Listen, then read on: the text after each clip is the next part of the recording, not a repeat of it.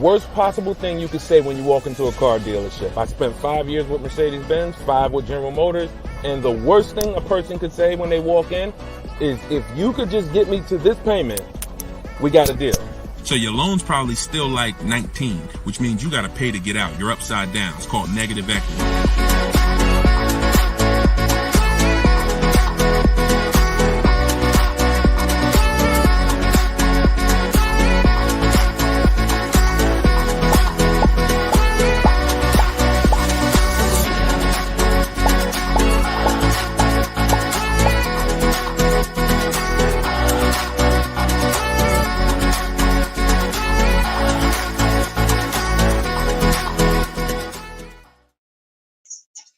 Welcome. Let me mute this because I got the audio going on my phone. We're on Instagram Live. This is our May 7th, Tuesday, May 7th, Car Questions and Answers live stream. I am your host, Deshone the Auto Advisor. You may see these broadcasts throughout the week on TikTok, on YouTube, Instagram, and Facebook. But whenever you don't see the banner above me, that means you're watching one of our live shows, so you guys can start typing your questions. If you don't know me, my name is Deshone the Auto Advisor. Let's get the quick housekeeping out of the way before we start bringing in questions. I've been in the auto industry since 2006. I left in 2020 after the pandemic. Since then, we've been focused on car shopping education, teaching you how to get the low market prices on your leases, your new cars, and your used cars by bidding and looking at multiple offers, making dealers and banks bid for your business versus how you've traditionally shopped. So that is what we do. I'm also the author of the pretty much 5-star rated digital book. It's called Cars from Home, and we're currently rated 4.94, goodreads.com. Just want to get the housekeeping out the way for those of you who don't know me. For some of you who've been on the show before on the stream, welcome back. But for those of you who don't know me, this is my new digital book. It's called Cars from Home. You can get your copy for 75% off the normal price by going to my Instagram bio, the TikTok bio, or if you're on Facebook or Instagram, you can actually scan this QR code, Facebook or YouTube. You can scan the QR code, or you can go to deshonebook.com. We have a link in the comments for you. Lastly, I am the host of the masterclass, Everything You're Doing Wrong, Buying, Selling, and Leasing Cars. Some of you have asked, I share a lot of people who are using these strategies throughout the broadcast. Some of them are people who have my book. Some of them are people who attended my free masterclass, and some of them are in my car shopping school, Maps Academy. So either way, you guys can get anything you need from me in the bios or in the comment section. So let's get started, Dolan. You can bring in the first question. This is May 7th. So if you're just getting on, we are live on all 4 platforms, May 7th, 12 p.m. Eastern time. And you can share this with your friends. Tyler from TikTok, how are you? How does gap insurance work on a lease? Great question. Gap insurance covers the amount that you owe if, God forbid, the vehicle is totaled or stolen and they don't find it. So let's just say the car is only worth $40,000, but the actual cash value if the vehicle gets totaled is, $35,000. So if the insurance company is only going to pay out $35,000, the gap insurance would kick in and cover the remaining gap. So now most leases include gap insurance, but you never want to assume that the lease includes gap insurance. Whenever you are getting your offers from dealers, when you're getting your offers, you always want to make sure that you ask for them to include gap insurance. But yeah, that's the way it works. You want to make sure 99% of leases have gap, but you don't want to make that assumption. Always ask when you're getting your quotes that the gap insurance be included. All right, great question. Go ahead, Dolan. Next one. All right, keep sending your questions, y'all. I see you on Instagram. Those of you who are on Instagram, you click that thing that looks like a paper plane, and you can actually see that you can easily invite a couple of your closest friends to the broadcast just so they know about this information when they need it. Because 1 in 5 people are shopping for a car at any given time. So 5 people in a group, 1 of them is going to be shopping for a car, and we want to make sure you guys have the knowledge you need. Go ahead, Dolan. Guys, make sure you are typing your questions all in one question. Try to get it all in one question. What's up, Instagram? This one says new car parts are hard to replace. The dealership wants old cars back. Anybody who's in the business of buying cars wants cars. So it's not just the dealerships, it's the online buyers, CarMax, Driveway, Carvana. They want cars. Local people who buy and sell cars, they want cars. Wholesalers who buy cars to sell to dealerships, they want cars. If you get what I'm saying, you understand why you need to be making people compete. See, we take one buyer. That's what you've been taught to do. You've been taught to take one buyer, one person who wants your business, and give them the opportunity to negotiate. What we teach is for you to actually go to multiple people who want that business and make them compete. And that's how we make sure we get below market prices, because we in order to get below market prices, you must see enough offers to know the market. I'm gonna say that again. In order to get below market prices, you have to know you've seen enough offers to where you know the market. Could y'all keep running up the likes on TikTok? Every time we say something that you like, if you could just tap the screen, it runs the likes up and it gets a lot of people's attention on TikTok. Let them know they need to be here. Okay, so that's what you want. Everyone wants cars back. So you want to make sure no matter where the market's going, electric cars, old cars, new cars, luxury cars, just make sure you are getting at least 5 to 6 offers every time you want to replace a car. We don't trade in cars because you are not going to get the money you could get trading cars. Now, I'm not talking to you about doing private sales either, where you list the car and then you go and you got to, have people come to your house in Facebook Marketplace.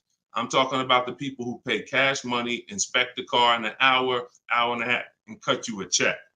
Those are the people we need to get 5 or 6 bids from, and that's what we teach. Those companies are very easy to find and very easy to work with. Okay, who's traded a car before? If you've ever traded a car before, type the letter T. All right, stay by your phone, y'all. This is live. This is May 7th. This is our 12 p.m. class, so stay by your phone. I want you to make sure we don't just talk here, we dialogue. All right, in order for you to get the most out of the show and for me to continue to do them, you want to make sure you as close to your keyboard so I know you're actually getting value out of the class, out of the stream, because you're communicating, engaging versus just listening. All right, I'll see you, Bell, on YouTube. Anybody who's traded a car before, type the letter T. If you've traded a car, this is important for you to know. It's almost impossible. I see you, Thomas, on Facebook. It's almost impossible, ML Headley, to get the most money for anything, not just a car, for any item on trade. So we don't trade. We don't trade. You're not going to get the most money, and you're not going to know that you got the best offer. You need to get 5 to 6 of these online offers, and that is how you replace your leases. And in the same way, look, you've left money on the table. Some of you know, I got to tell you the bad news first. Anybody who's traded a car since the internet and online car buyers have been invented, you've left money on the table. So I want you to stop. I'm suggesting you stop doing that right now if you really want to make $1,000, $2,000, $3,000 more every time you replace your cars. Okay? Go ahead, Dolan. Shoot the next one in. Jock from TikTok. How can I get rid of negative equity with a lease? First of all, let's talk about why do you have negative equity. This is improper deal structure. So if you went over your mileage, that means listen, you should not be taking a lease for 10,000 miles per year knowing you drive 15. Because frankly, to go from 10,000 a year to 15,000 a year is only about $40 for most cars. $40 more a month, and you get to go from 10,000 to 15,000 miles per year. So it's no excuse that, taking less miles than you need and then having to deal with mileage penalties that you shouldn't have had in the first place. So we see. So our solution for negative equity is to always in most cases to roll it into a lease, because the cause usually for negative equity is you buy your cars. Somebody told you don't lease, you listen to them, but you don't keep your cars long enough to outlive the depreciation.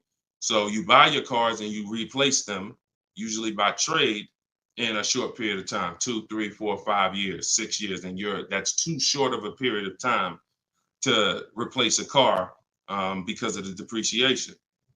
But with a lease, you should not have negative equity. Negative equity is something, you have a penalty because you don't owe. Negative equity means the object you owe a loan on is not worth that. So you owe 20,000, but the car is only worth 15,000. In your case, you have agreed to drive 30,000 miles over 3 years, but you're driving 40,000 miles. You drove 40. So you need to pay that penalty in order for you to go to the next car. Okay? It should have been in your lease to begin with because you pay less for it if it's in your lease. You pay probably 15 cents a mile, where on a penalty, you're going to pay 25 cents a mile in a lot of cases. So what you want to do is you want to consider this: staying in the car, waiting to the end of the lease, and if whatever your mileage penalty is, rolling it over to the next car. As far as work your deal out, this is what I would be doing. One, I would do an equity assessment. Before we even talk about this, you need to do an equity assessment. The equity assessment is step 2 in my process. The name of my book is Cars from Home, 7 Steps to Saving Time, Money, and Avoiding Dealerships. So it takes you all the way through the journey of getting your car from home while you are at home. So the second step, which is right after we decide whether we're buying or leasing, is we must do an equity assessment. Some of you, who has a car that they're going to be replacing to get a car? Type me. If you have a car, it could be a lease or it could be you own it, but you're going to be, next time you car shop, you're going to be replacing that car. Who's in that situation? Type me. Stay by your keyboards. Let's go. We're live. This is May 7th. Wake up, people. Wake up. School me. All right, me, I see you. All right. What's up? Y'all can we run the lights up on TikTok? Can we tap the screen? Can we tap the screen if y'all gonna spend time with us on TikTok? Tap the screen. All right. Okay. Let's go. Let's go. Come on. Don't play TikTok. I'll close the broadcast. All right. Y'all not paying me nothing. Okay. So I'm asking you for a tap of the screen if you want to stay on with us. All right. We could definitely go TikTok. We could go Facebook, YouTube, Instagram if y'all acting funny today. We got no problem. All right, I appreciate it. I see y'all now. I see the lights running up. All right, so if you have a car you're going to be replacing, then everybody who just said me, then the first thing, once you decide whether you're buying or leasing, is you need to do an equity assessment. So you're going to call your bank. If you don't have a bank, the car's paid for, then you can skip this step, but you're going to call your bank. You're going to find out what your payoff is. Once you find out what your payoff is, you're going to now, if you have a lease, you're going to ask them, do you have a third-party restriction? Now, once you make a note of those things, that's 4 different paths. See, I just talked to 4 different people. It's very important that y'all understand that I don't teach one size fits all car buying advice. So you got to listen closely to see, oh, is he talking to me? Oh, that's what group I fall in. So I just said, some of you are going to replace a car. You have no money you owe on it. You don't need to call your bank. Everyone else, lease or purchase or finance, you need to call the bank, and then you're going to ask for your payoff. Once you have a lease, you're going to do this next step. So some of you who don't have a lease, you don't have to do this step. Then you're going to ask, do I have a third-party restriction? And you're going to make a note of that. And you're going to put yourself into one of those 4 categories. Okay, this is broken down. This is step 2 in my book. So once you get that information, you're going to go online to CarMax, Driveway, Carvana, Kelly's Blue Book, Instant Cash Offer. Please do not come talking about what Blue Book says. Algorithms in this market mean nothing. The only thing that matters is cash offers. So you're going to go to these people to get your cash offers: CarMax, Driveway, Carvana, Kelly's Blue Book, Instant Cash Offer, Car Guru, Sell My Car, and Auto Nation, Sell My Car. That's 6 offers. And once you have those offers, you will know where your equity position is. You will know if you have equity in your vehicle. You will know if you have no equity in your vehicle. If you are leasing, then there is no such thing as negative equity. Because let's say your payoff is $20,000 and your highest offer is $18,000. You don't have negative equity, you don't owe that. That just means when you go to drop off your vehicle, you can't sell it and make money. That's what that means. Now, if you have a mileage penalty like this gentleman may have, that's different. But that's separate from the equity assessment process. You need to know, what is the asset that I'm driving? What is the asset, the car that I have in my possession, worth on the market? And what do I owe on it? And is there equity there? So that is the step you do before you think about shopping and getting offers, because we break our transactions down into 3 categories. Who we buy our car from, we're getting bids. Who we get our loan from, we're getting bids. And who we sell our car to, we're getting bids. So this is very important in our process of how we get below market deals from home. Okay, so do that step, Jock, and that's what and you go from there. Everything I'm talking about is in my new digital book, Cars from Home: 7 Steps to Saving Time, Money, and Avoiding Dealers. Shoot the next question in, Dolan. Everyone who wants your copy, you can get it for 30 minutes at 75% off. It's normally $97. So everyone who's gotten this book, and we've gotten close to probably 6,000 people at this point, the book is $97. But when you go to my bio now, or my Instagram or TikTok bio, you can get your copy for 75% off, which would be $24, but it's only for 30 minutes. If you're on Facebook or YouTube, just check the comments and go to deshonsbook.com. You got 30 minutes to get your 75% off. Okay, Tyler from TikTok. Rolled over $14,500 from a trade into a 36-month lease. Payment only $54 a month. Is this a good strategy? Payments only $54 a month? What do you mean by that, Tyler? $54 a month. How could the payments be $54 a month? You need to know how much you're rolling over into the new deal, because let's say, for example, you have $14,000 of negative equity. Just that alone is $400 a month. Just the negative equity. So I'm trying to find out what you mean when you say rolled over 14.5 from a trip. Oh, wait a minute. I think I know what you're saying. You are essentially prepaying your whole lease. What he's saying is he's taken all of the car that he is trading, which I just told you how much I'm not a fan of that. But he's now essentially doing a one-pay lease, or you're doing a huge down payment. So this is very important. You could be about to really lose your shirt right here. This could be extremely bad for you. You need to make sure you check what I'm about to say to you. If all of that money is being treated as a cap cost reduction, which is essentially a down payment on a lease, let's just say your payment would normally be, matter of fact, let's do this math real quick. And this is why having a consultant and having an advisor and getting education saves you thousands of dollars.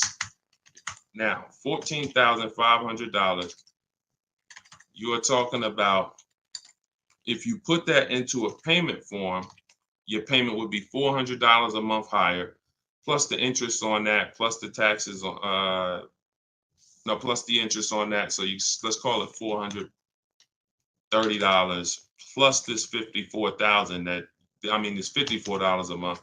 So let's say your payment would have been, without you trading, would have been like $485 a month. So if they're treating all of that as down payment, then here's what's happening. You're just prepaying the lease. So you have no protection. If that vehicle gets totaled, you are out $13,000. You won't be, anything you put into that vehicle, you're out. That money's gone if the vehicle's stolen or totaled. So what it makes more sense to do is to see if there's multiple security deposits that you could put. You need to get your offers, though, with no money out of pocket, because you can't look at one-pay leases and you can't look at multiple security deposits if you don't know what the original deal was without them. So if my payment is $500 a month, and then if I put multiple security deposits down, it lowers it to $450 a month, then that could be a good offer. If it lowers it $20 a month and I got to give them $6,000 to hold, then it doesn't make financial sense. That's not a good return on you holding $6,000. But I'm always comparing it. This is something we teach called advanced leasing strategies. This is not for everybody. So but you need to determine when you're doing a one-pay lease, all you're doing is giving them all of this money up front so they can lower the actual interest on the lease and see what the payment comes out to with the lower interest. So you have to get offers without down payments. This is why I'm saying when we shop, we never shop with down payments, whether we're buying cars or leasing them. We never shop with down payments because when you're putting all this money in, you can't assess the deal because you don't know how much of this being a low payment is because I put all this money down. You need to know you have a deal before you consider what monthly payments is going to be. If I'm getting a lease and I shop my offers and my lease deal is under 1%, or my best offer is under 1%, no more than 1.5, somewhere in between there, I know I have a good deal, regardless of how much I'm going to put down. So, and when it comes to purchasing, I need to know people worry about the payment. Some of you are worried about the payment. You don't care about what you're buying the car for, and you're worried about the wrong thing because you're thinking about the loan you're getting. You're not thinking about the car you're buying. Before you think about, hey, what's a good payment on this car? No, the better question is, who's the dealer that's going to sell me that car for the lowest price? Deshone, I want to get this BMW 4 Series. What's a good payment on that? No, you're going to get a BMW 4 Series. Who's the dealer that's going to sell you that BMW 4 Series for the lowest price? If 20 dealers, if say 10 dealers have that car, $60,000 car, some dealers are going to sell it for 65, some are going to sell it for 60, some are going to sell it for 57. You need to get these offers before you worry about what the payment's going to be. And that's a whole different philosophy. This is what I teach. So I'm never going to be in the business of not teaching you to understand the numbers because we make it simple. Whether you're using my book, whether you're paying attention on these live streams, when you are shopping multiple offers, you eliminate this. You cannot be a payment shopper because you'll just be throwing money at deals and thinking you got a deal, but you didn't get a deal. You just threw so much money at it that it lowered your payment to something that you felt good about. Doesn't mean you didn't overpay for the car. All right. Very, very important, y'all. This is $3,000 to $5,000 to $7,000 to $10,000 mistakes. These aren't $100 mistakes. Listen, look, people right now are so distracted. They are asleep. They are asleep. The only way people could continue to make money is people stay asleep. It's not so when I tell you the conversation, you are taught to, when you're buying a house, get help. Make sure you have a plan. Work with the best people. Get a home inspection, even if you're not going to buy the house, right? Don't you get a home inspection even if you're not going to buy the house? Don't you risk $400, $600, $800, even if you're not going to buy the house? Why? Because you want to protect yourself from making a $20,000 to $50,000 mistake. But with cars, this is the only thing that you think, oh, I could just do this on my own. Knowing that every time you buy a car, you have a little buyer's remorse. You hope you hope you didn't overpay. You hope you didn't. So lock in. The only way you are going to win and be like these people that I show on the show all the time, like you see just a ton of people that's paying ridiculous prices, below market prices. And I got more to show y'all. Like my next show, I got like 3-4 million people that hit me with their deals they got in the last 2 weeks that I haven't even pulled in yet. Like you're not going to get these prices until you take car buying as serious as you take buying a small house. Once you start doing that, then you'll start saving 5 and 10 and 15 grand on some of these cars. Until then, you're going to keep just moving the way they want you to move. Go ahead, Dolan.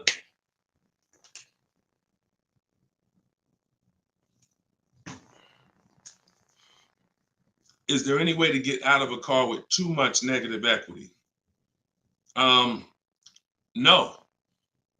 Negative equity is what I call a bad credit for people with good credit. You could have an 800 score. If you have too much negative equity, you're not going anywhere. So the first thing to know is what's the cause.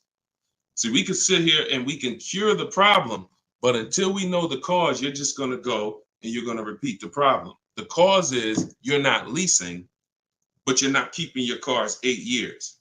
So what you're doing is you're losing on depreciation. Your car's value is going like this. You buy your cars, it goes down 15%, 20% the first year, 15%, 12%, 12% is losing thousands of dollars in value for the first 5 years. And then that's when you go to trade it, or that's when you go to replace it. So you don't keep the car long enough for it to start losing a little bit of value because somebody taught you could just switch cars anytime you want. Buy them and switch them, buy them and switch them. This is a depreciating asset, and you're going to lose every time doing that compared to someone who's getting great lease deals. So if you're not, our rule of thumb is if you're not buying your car to keep it at least 8 years, you should be shopping for great lease deals, not purchases. So you need to know the cause. Now, once a lot of you figure that out, that that's true, and you learn that all of this bad structure has cost you, you're going to lease. You're going to say, Deshone, I'm not keeping my car 8 years. I'm leasing my next car. If you don't have too much negative equity, then what you should be doing is trying to cover the difference. So you're going to do that equity assessment process that I laid out about 10, 15 minutes ago. You're going to do that equity assessment process. If you only have a $1,500 to $2,000, $3,000 difference between your best offer and your highest offer, I mean, let's say you owe 20 grand, but somebody's going to offer you 18, then I would pay off the difference all day long because I'm still winning with a bidding system on there. See, when you get bids, even when you have negative equity, that's still you're still getting the most money for the car you can get, which means your negative equity amount is going to be the lowest it can be. So you always want to explore if I could pay the difference between my highest online offer and my negative equity, that's the best. Because once you can't do that, now you eliminate the ability to be able to participate in a bid because you have to trade. This is the only time where we have to trade because you need somebody to finance that negative equity because you can't pay the difference. You don't have the cash to pay off the negative equity. See, if I know that I can cover my negative equity by selling the car to CarMax and I pay $2,000 and I'm out of it, that means now I can get bids for my replacement car, which is what we do. So I can get the lowest bid for the car I'm buying, the highest bid for the car I'm replacing, the lowest bid for my interest if I'm buying. Once I have to trade because I have too much negative equity, I can't do that. I can only get the bid for the car I'm buying, and then I have to ask that dealer to roll my negative equity into the car that I'm buying. And the problem with that is that dealer is not going to win a bid. So even though CarMax may have been offering you 18, that dealer may only be able to offer you 16. So what would have been $2,000 of negative equity is now $4,000 of negative equity. That's why paying the difference is always best if you want to maximize the deal and get below market deals. That's it. But if you have too much negative equity, you can't do that. Now, it's very important that you understand something regarding the car you're replacing your negative equity with, the next car you're going to buy. You can see Sean uses our bidding strategy. He's in our private group. For all of you who want to know about my private groups and you have to attend, there's people who ask me, who are these people? You must attend my masterclass in order to be eligible to be in our educational course. So this is but what it is my book in video form with coaching. So the 7 steps are the same. Those of you who are using the book to get to your goal, use the book. It's just different ways of learning. So anyway, you can see Sean here he got his bids and he found a car that had a $15,000 rebate. He didn't know that, a $15,500 rebate. So if Sean wanted to bring negative equity over to this vehicle, he's buying the car so low with all the rebates, he could bring over 5, 10, 20 grand of negative equity and he's still going to be able to do it. Because as long as you're getting a big discount, you actually can, the bank is not going to lend 25% more than like 25% more of the car's value. So you can't slap 10 grand of negative equity on a $30,000 car. And the bank is going to look and say, why would we lend $40,000 on a car that's worth 30? There's something called loan to value ratios. It's in all forms of lending, loan to value. So you have a cap based on the price of the car. There's only 25% or so more that the bank is going to lend. So if you're trying to do no money down deals, having too much negative equity prevents those. So this is why we need to get out of negative equity and stay out of it and start leasing. Stop buying your cars. The only time you actually switch from a purchase with negative equity, I own my car and then I'm switching to another car and it's a purchase, not a lease, is if you had like an emergency. You were going to keep the car 8-9 years, but you just had a bunch of kids and now you need a whole different car. It's a life, but if you're not keeping the next car 8+ years, you shouldn't be buying again. You're going to be back in negative equity every time. Okay? All right. Go ahead, Dolan. You can shoot the next question. TikTok, I see y'all. We are live. This is May 7th. This is our 12 p.m. Eastern time show. If y'all can, every couple minutes, if you could tap the screen, if you're enjoying the show, if you're enjoying the stream, keep running the likes up on TikTok. Appreciate y'all. All right. Instagram. My lease on a CX5 is coming up. CarMax value is showing 21,000. My buyout is like 18. Should I buy it and keep it? No. Why would you go from a lease with a great, and look, I'm going to talk different on every show because I know some of you are new. Okay? Who's new here? If this is your first time ever on a live broadcast, on a live stream with us, just type the number 1 and then we'll answer the brother's question here. Who's new? All right, I see you, Khaleesi, on TikTok. I see you. If this is your first time on a stream, you've never been on Car Shopping Questions and Answers with us, type new. Okay, I see you, Matt, on Facebook. I see you, Vince, on Facebook. Melanie on YouTube. DJC Square, I see you. Okay, I see you, John, on YouTube. Okay. All right, TikTok quiet today, boy. I never saw TikTok this quiet. They ain't hitting no likes or nothing. That's all right. God bless them. God bless them.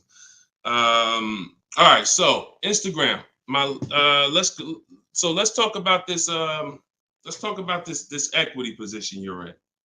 Right now, you could sell that lease and make $4,000. Why would you want to go from a lease, which is a not keeping my car 8 years? I want full warranty. I want low payments. I want to drive a lot of car for a low amount of money. Now I can shop for this new deal, get a great deal on the CX5. Just so you know, understand something. CX, look, let me show you something. This was Tiffany rode in, and Tiffany got a Mazda CX50 a couple weeks ago, not too long ago. Look at this. So let me show you just kind of what this could look like in a great world. So you understand, she got a 2024 Mazda CX90. She literally paid 44. The sticker price on it was 44,000. She used our system. She actually wrote. This is a testimonial about the book, so you can see at the top says, "I believe we got a great deal from what we learned from the rest of the book." So look at this. She got bids, $44,800 vehicle. She ended up getting a $6,530 discount. That was her best offer. And then, so her lease payment on this would be incredibly low if there's a good lease program. But you're not going to save this kind of money negotiating. You want to sit at home, get bids, contact at least. We don't make a decision until we get 5 to 7 offers.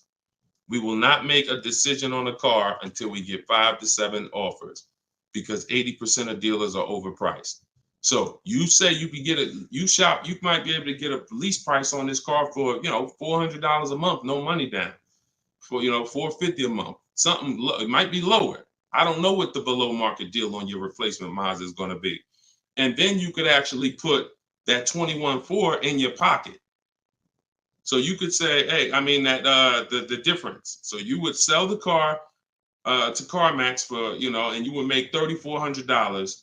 Just so you know, my mother sold her Mazda 2 years ago when the prices were real high, and she made $10,200. So why would I go from being able to do a deal like that, getting a new car, low payment, no money out of my pocket, put $3,400 from my old lease into my bank account? Why would I want to go from doing that to buying a used car, which is buying a 3-year-old Mazda, which is what you're suggesting when you say, should I buy it and keep it? What about that deal makes it better?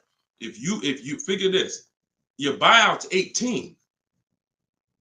What's the payment on $18,000 plus taxes? 20 grand, 21 grand. What's the payment? 400 a month for 5 years. So why would I go and buy a 3-year-old used Mazda for 400 a month when I could go and I could lease a brand new Mazda for 400 a month and then turn around and again, if you're not buying this car to keep another 8 years, it makes no sense to buy a used car right now. It makes zero financial sense. Not only that, you're gonna spend the same amount of money over the years that you could have drove brand new leases for. There's no benefit. There's no benefit. This is what it is. We've seen this thousands of times over the years, hundreds at least. You know, I know it's happening thousands of times. People are buying their leases every day. They're not realizing they're just buying a used car. That's all you're doing. So I go from leasing to buying a used car, which means something in me has to change. Those of you who are buying used cars, you should be buying them to keep 8, 9, 10, 12 years. Not 4 years, 5 years, 6 years. You're driving old cars for the same prices you could be driving brand new leases for. Same prices. So why would I drive a bunch of older cars, 5, 6, 7-year-old cars? By the time I pay it off, it's 10 years old, 11. Why would I do that if I could be driving brand new cars for the same prices? So it's important for you to understand. That's why this is the first step in my process is we got to know, should we buy or lease? And the only people who should be buying are 8+ year people. The goal is to keep the car 8 or more years. Then we're going to buy it. Yep. I'm here. I see you. You know, I always butcher your name, but let me just call you EP. EP, I see you. Go ahead, Dolan, shoot the next one up. We got a couple more minutes. We're on here for a couple more minutes. How do you negotiate a purchase online? Looking at a car 3 hours away and I'm not able to go in person. So what I would do if you've done all the research to make sure that car is a great below market price, if that's a below market price, then what I would do is I would call and verify that there's no fake fees that are not online. So when you see a car that has a $28,000 price, we're going to call and make sure that what the fees are should only be tax, title, documentation fee. Tax, motor vehicle fees, and documentation fee should be the only prices, only fees. And once I verify that, what I'm going to do is I'm going to go home. I'm going to get out there immediately, and I'm going to see the car. And if it's a great price where I'm saving $2,000-3,000 above below the market value on those cars, then I'll go out there and I'll make sure that I post up in a motel for one day, because you never want to go out there and take the car immediately, because unless you're paying cash. If you are paying cash, that's different. But if you're getting a loan, we need at least one day to do our bank bidding process. Because you could go out there and say, all right, now this is the best price on a used car. Yeah, but now I'm going to pay 2 points, 3 points more in interest, letting the dealer get me the loan. So I'm essentially giving that $2,500 or $3,000 that I saved right back to the bank. I'm not giving it to the dealer, but whoever the bank is. So we always need one day to come home, let banks and credit unions bid so we could get the lowest interest rate. And then we call that dealer and we let them bid against it. But that depends on how you're going to pay. But that's the process. You get out there, you test drive the car. That's why all of our used car research is done from home. All of our used car research is done from home. By the time we get to the dealer, the only thing we're doing is going there to test drive the car and lock up the deal. The prices we've already verified is the lowest prices in the market. So once we verify there's no bogus fees, that's our process for wrapping up the deal. That's right, man. You know I'm always watching and unlearning and relearning, boss man. Appreciate you. I appreciate you, EP. Always a pleasure. All right, go ahead, Dolan.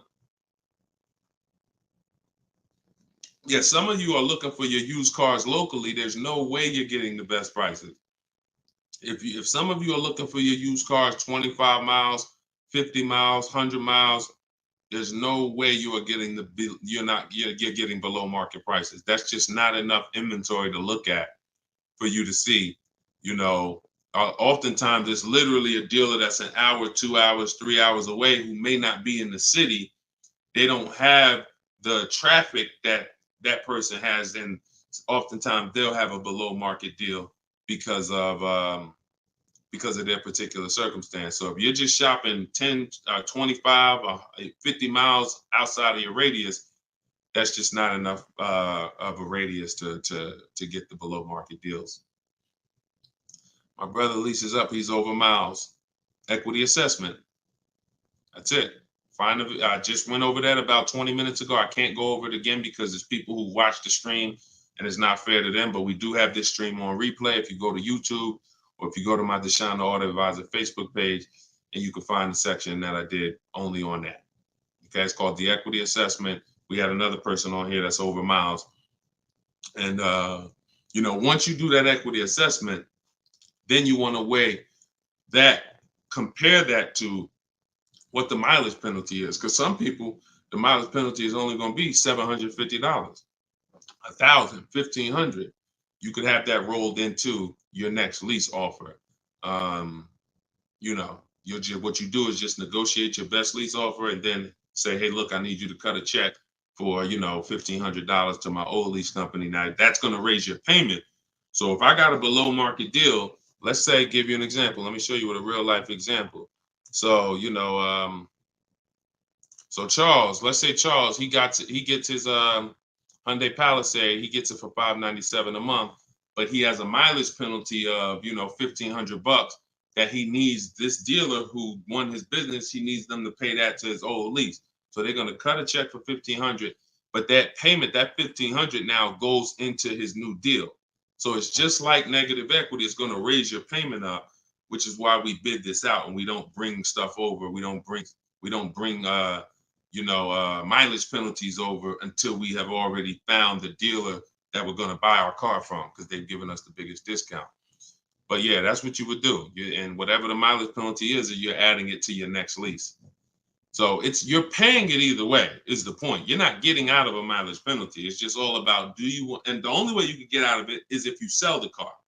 So that is how you get out of it. Because when I sold my Jeep Grand Cherokee lease, I was over miles by probably, I think I had 42,000 miles on it, and I contracted for like 39. But that's because I extended the lease. And when I extended the lease, I was doing more driving, and I just said, I knew I had so much equity in the car, because again, that's when cars were worth literally $7,000 to $12,000 more all through the pandemic. 2020, 2021, 2022, we had people cashing out, making $8,000, $10,000, $12,000. Some of you might have saw some of our videos and used what we were teaching then. So once you do that, that's the only way you get out of a mileage penalty is you sell the vehicle, and then it's all whole. But if you're not doing that, that mileage penalty is going to be paid. It's just what I just told you is a way to get the deal done without having to pay the mileage penalty out of your pocket. You're rolling it into your next deal. All right, go ahead, Dolan. All right, y'all, this is our Tuesday 12 p.m. stream. We're on here for a few more minutes. Keep your questions coming. Try to get to as many as we can. Everything I'm teaching y'all, if you guys do not want to remember this, if you're like, Deshone, I want something where I can see step-by-step your plan, you want to go to deshonesbook.com. We got the banner on the screen. If you're watching us on TV, you can scan the QR code with your phone, and you can get my new book. It's a digital book called Cars from Home, 7 Steps to Saving Time, Money, and Avoiding Dealerships for 75% off. So you'll get it for $24. You won't pay the normal $97, but it's only for 30 minutes, okay? After 30 minutes, it's normal price. You guys that are on TikTok, you can get yours in my TikTok bio. There's a website there, as well as in Instagram, my Instagram bio. All right, get your 75% off if you don't want to get it, if you don't want to remember any of this. All right, so Guitar Jams, YouTube, what's the best price to negotiate over sticker price? For example, a car is a $26,000 sticker, but I'm only wanting to put $27,000 in cash. Is $1,000 difference enough to avoid all BS fees? See, that's a problem. See, let me show you how you're actually hurting yourself by doing this. You're not getting bids. You're not getting multiple offers. If you're looking at a new car like this, a $44,000 car, You go in and you assume what a good deal is going to be. We never assume what a good deal is going to be. We have to reveal what a good deal is by getting multiple offers from home. So we sit at home. In my way, we use the computer and we're going online and we're going to dealers' websites. I have scripts in my book. So all you're doing is copying, pasting my scripts to use this. Now, if you're doing it your way, you just want to make sure your goal, you could do it by phone. I don't care how you do it, but your goal is to get 5 offers. Because until you get 5 offers on these new cars and on these leases, you're not going to ever know what the best deal really is. Because 80% of dealers are overpriced. So when you look at something like this, if you said, okay, $44,820 car, like the one I got on the screen. If you went in there saying, well, I only want to pay $46,000 all in. Look at what she paid. She paid net $40,300. Look, this was her base price. She got $38,289. Her net price was $40,300. So if you would have went in here on this car saying, well, it's 44, look, I'll give you 46,000 all in. You would literally have overpaid more than Tiffany by $6,000. Let that sink in. You can't go in feeling for the bottom, brother. You will certainly get somebody will take a vacation on you. Their commission they're gonna make, well, that's probably an $8,000 profit deal to the dealer, $6,000 profit to $8,000 profit, and somebody's getting a $1,500 commission on you because you just went in. Oh, let me guess what I think a good price is going to be. Not knowing if there's any rebates on the car, not knowing anything about it. I'm just going to guess. Look, what if Sean would have went in? Look, what if Sean would have went in talking about, this truck is $73,000. I'm gonna offer them $73,000, but they gotta include all the tax, all the fees. I'll give you the asking price, but you gotta include all the tax and fees in. Look, he ended up getting with bids $57,000. He would have overpaid by $20,000, $15,000. And I'm sorry to tell you that some of you are doing it every day. You've done it on all your cars. You've overpaid, not using these strategies. And I want you to stop. You're free to do what you want to do. You want to stay in the old way. But the people that you see that are getting these deals, these people that are posting, listen, when you get a great deal, you post the deal. See, when you get a car, pay attention, yo. Pay attention to what I'm about to say. It's very important. When you actually have strategy to get great deals, you actually post the deal. This is our private group where we post our deals. Look, people are not just happy about the car. Look, Eddie, I ended up getting multiple offers, got a Toyota Camry hybrid. This was last year when these cars were literally on fire. Look, quote, getting quotes as high as 10 grand over sticker. Look, I got $2,086 under sticker. $10,000 over sticker was his highest quote for this Toyota Camry hybrid. There are people who paid that. There are people that paid 5 grand over sticker for the same car Eddie got. There are people who paid sticker. Thought they were getting the best deal. Man, I got mine for sticker. He got his $2,086. Some of you who might see this broadcast, you might have said, you might have the same car. Deshone, wow, man, I got that same car. I paid 4 grand over sticker to get mine. Yeah, Eddie at the same time, same year, paid $2,086. Sorry to tell you, but you overpaid by 4 or 5 grand. This is real. We're not sitting up here doing this talking about hundreds. There's nothing y'all hear me talk about in these streams that had hundreds of dollars. And frankly, unless you are rich, you can't afford to lose $2,000, $3,000, $4,000 every time you buy a car. You can't afford it. This is where you're losing. So what I would tell you, Guitar Jams, is do what I just said over the last 10 minutes. Get bids. If you want the system for doing it, that's in my book. If you want to do it your way, I don't care how you do it. Just get at least 5 to 7 offers so that you can see where the best offer truly is. 8 out of 10 dealers are overpriced, and you don't know how bad they're overpriced until you get all your offers. 10 grand overpriced, 5 grand overpriced. All right. Go ahead, Dolan. Shoot the next one in. Great question, though. Can you get a deal when you build your own car? Absolutely, Sherry, but you want to get those offers before you agree to buy something from anybody. So if I'm ordering a car, I'm getting 5 offers, 10 offers. I'm getting 5 to 7 offers, not 10 offers. See, in my book, I have a process called the 25 to 5, where we connect with 25 dealers online in 20 minutes. And our goal is to get 5 to 7 offers in 48 hours. So once that happens, we don't order a car until we verify the car doesn't exist in the market. See, because when you walk into a dealership or call 2 dealerships and they say, oh, we don't have that car, but we could order it for you. Now, what are you doing? You only talk to 2 dealers. What about in the 25 dealers that we talk to? What if 7 of them or 10 of them have that car? So you just talked to 2. Now they got you ordering a car. We don't order until we talk to these 25 dealers online and they tell us, hey, nobody has it, or it's only 2 out there, then we might order. But that car could be sitting right around the corner from you, or 30 minutes away from you. People could have 5 of them. An hour away from you, people got 3 more of them. But because you're just local, you think, oh, I need to order this. We don't order until all of those dealers tell us we don't have that car. And then when we send out our order request, we're getting quotes from all those dealers. So we're getting probably at least 10 offers. When we go to order, we're probably getting 10 offers because all of those dealers we've already been talking to. And any of them could order us a car. I had a young lady 2 years ago, no, last year, the new BMW came out, the new BMW X4M, and she got quotes.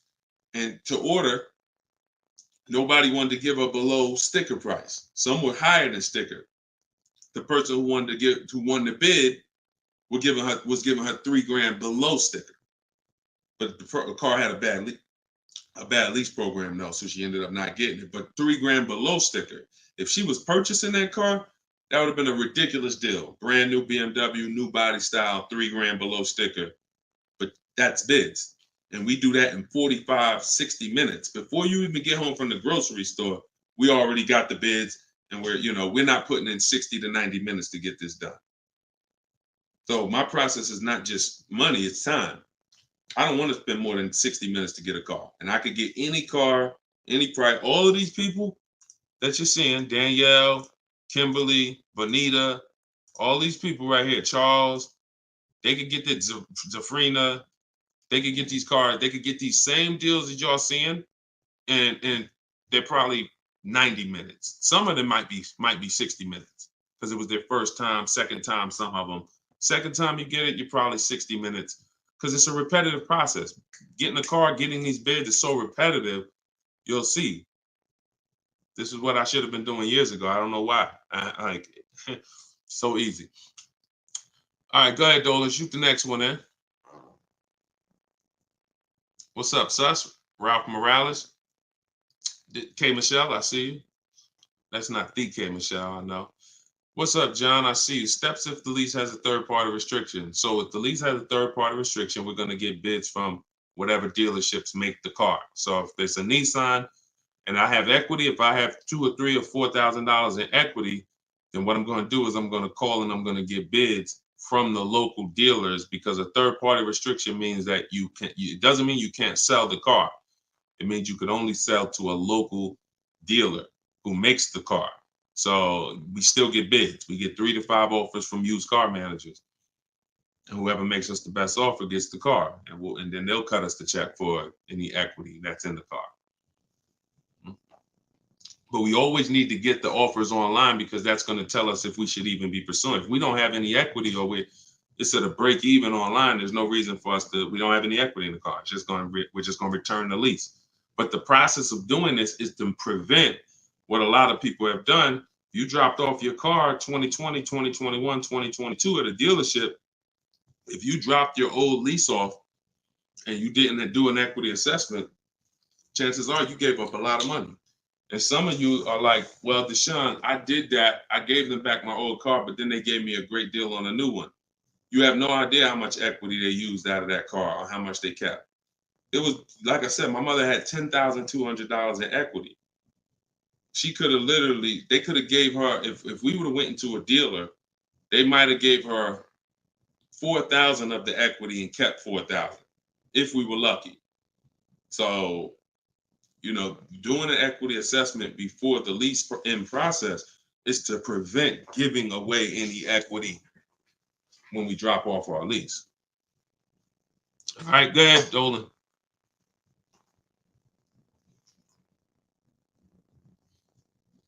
This is our Tuesday, May 7th live show, 12 p.m. If you don't see the banner above me, that means we're live. So you can type your question. Dolan will bring them in. We got another couple minutes. Hey, Deshone, currently in talks with dealers for a good offer. Thanks for all your help. Great. I feel empowered and confident I'll get the best price. Get the book, everybody. Stop leaving money on the table. Thank you, Nico Smooth. See, it's empowerment. It's the only way to feel empowered. You are not going to feel empowered going and negotiating with a car salesman. Anytime you're working with us, it's already set up for you to leave not able to guarantee you got the best deal. Nico Smooth, he's going to guarantee it. I don't know if that's a woman or man, but they're going to guarantee it because they're getting offers. They're getting offers. If you went in, if you had to buy a 100-inch TV and you just went out right now in the first store you found that had one, you just paid it.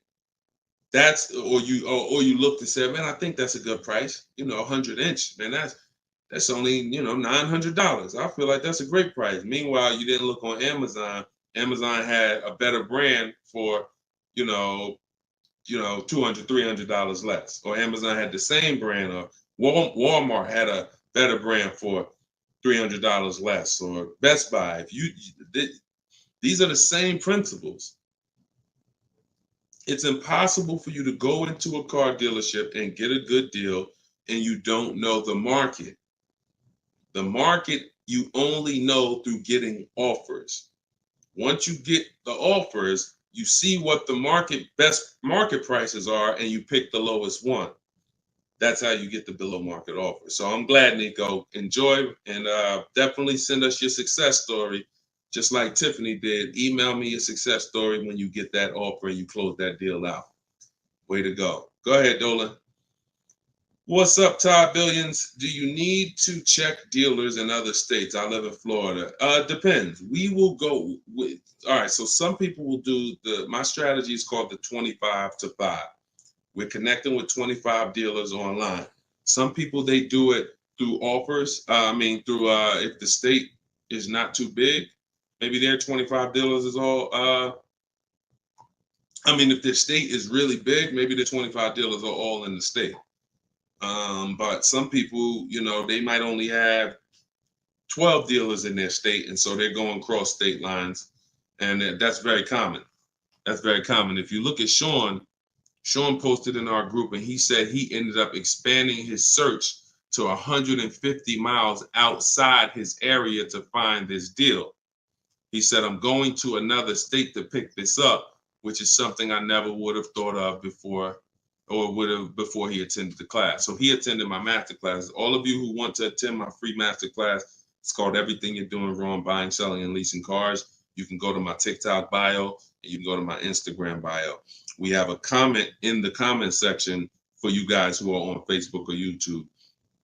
But this is, the local business is going to die. When you see and you shop online the first time properly, you're going to find out that the local business is going to be dead to you unless they win the bid. And you're not going to be committed to local anymore, because look, Sean is driving to another state because his best offer, it saves him $4,000. So no other dealer near him made him the other offer. This dealer that's in another state made him, and it's $4,000 better.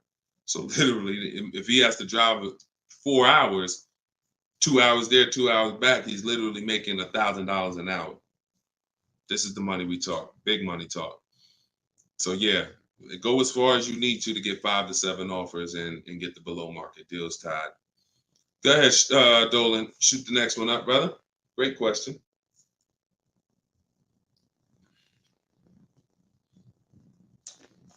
This is Charles Harris on YouTube. How are you? Hey, Deshone, why you don't have PayPal for a payment method? Um, that's a great question. We've used PayPal probably twice since we started our company in 2021. We just found that Stripe was a better company to work with for the business. We do have, I believe we have Klarna. So for those of you who are familiar with Klarna, they'll let you break up the payments interest free. For the book or any product we sell, we make Klarna available for the last year. But PayPal is just a little different to work with. We've enjoyed working with Stripe. So hope that helps. Go ahead, Dolan. Right, we just hit the hour mark. Got a couple more. We'll try to take a couple more before we wrap. Lenice from Instagram. By the way, everybody, if you just jumped on, this is our Tuesday, May 7th, rather, 12 p.m. live. So we are live. So feel free to ask your questions. If you don't see the banner above me, then that means we're live and you can type your questions. Is purchasing a car from Enterprise Car Sales a good idea? If in order for me, when we're shopping for used cars, like I have this used Infinity truck. We got it a year ago. It was 2020, so it was 3 years old. When we found that car, when I narrow it down to my top 3 to 5 used car options, they have the best title histories, the best service records, the best accident records. They're the best price in the market. They're below market. And then I verify what the brand new price was, because you can't know a car is great until you know the new car price. Because if a car was 50,000 and they're asking 30, that's different than a car that was 55,000 and they're asking 30. The $55,000 one has more value, has more equipment, more options, so it's a better value. So it's impossible to get a great deal on a used car without knowing what the original price was. So you might have picked a car that's, this one is 30,000, but again, the original price was 50. Meaning, while another one might be 31,000, it's $1,000 more, but the original price was 55 or 57. So you got to know what was in the new car price to be able to compare when we're getting. So if I narrowed it down and that Enterprise car was in that bunch, I'm not opposed to it as long as it has great service records, great accident history, great title records. But the title is going to show as a rental. So when I say great title history, you got frame damage, you got salvage titles, you got rebuilt titles, cars that have been totaled, rebuilt. You have different forms of title: personal lease, personal vehicle, corporate lease. These are all different categories of title. So if you get one that has a rental, then that price needs to be considerably less than the other cars on my list. That's the only way I would look at it. Great service records, great accident records, and then compared to the other cars in my bunch, it's got to be $2,000 less than them. 1,500, 2,000 less. So that's the only time I consider it. Go ahead, Dolan. Now, the way we shop for new cars and leases in my book, and the way I teach, is the 25 to 5 strategy. That's when we're connecting with 25 dealers online to get 5 offers, 5 to 7 offers, 25 to 5. When we shop for used cars, we're using my multiple marketplace strategy. So we're going on every marketplace that has used cars, 8 of them: CarMax, Carvana, Driveway, eBay Motors, Car Gurus, Cars.com, Carfax.com, Autotrader.com. We're going on all 8 marketplaces because these marketplaces have different prices, different inventory, and that's how we shop it, and we narrow it down from there. All right, Fo from TikTok. Best way to trade a vehicle and not be upside down.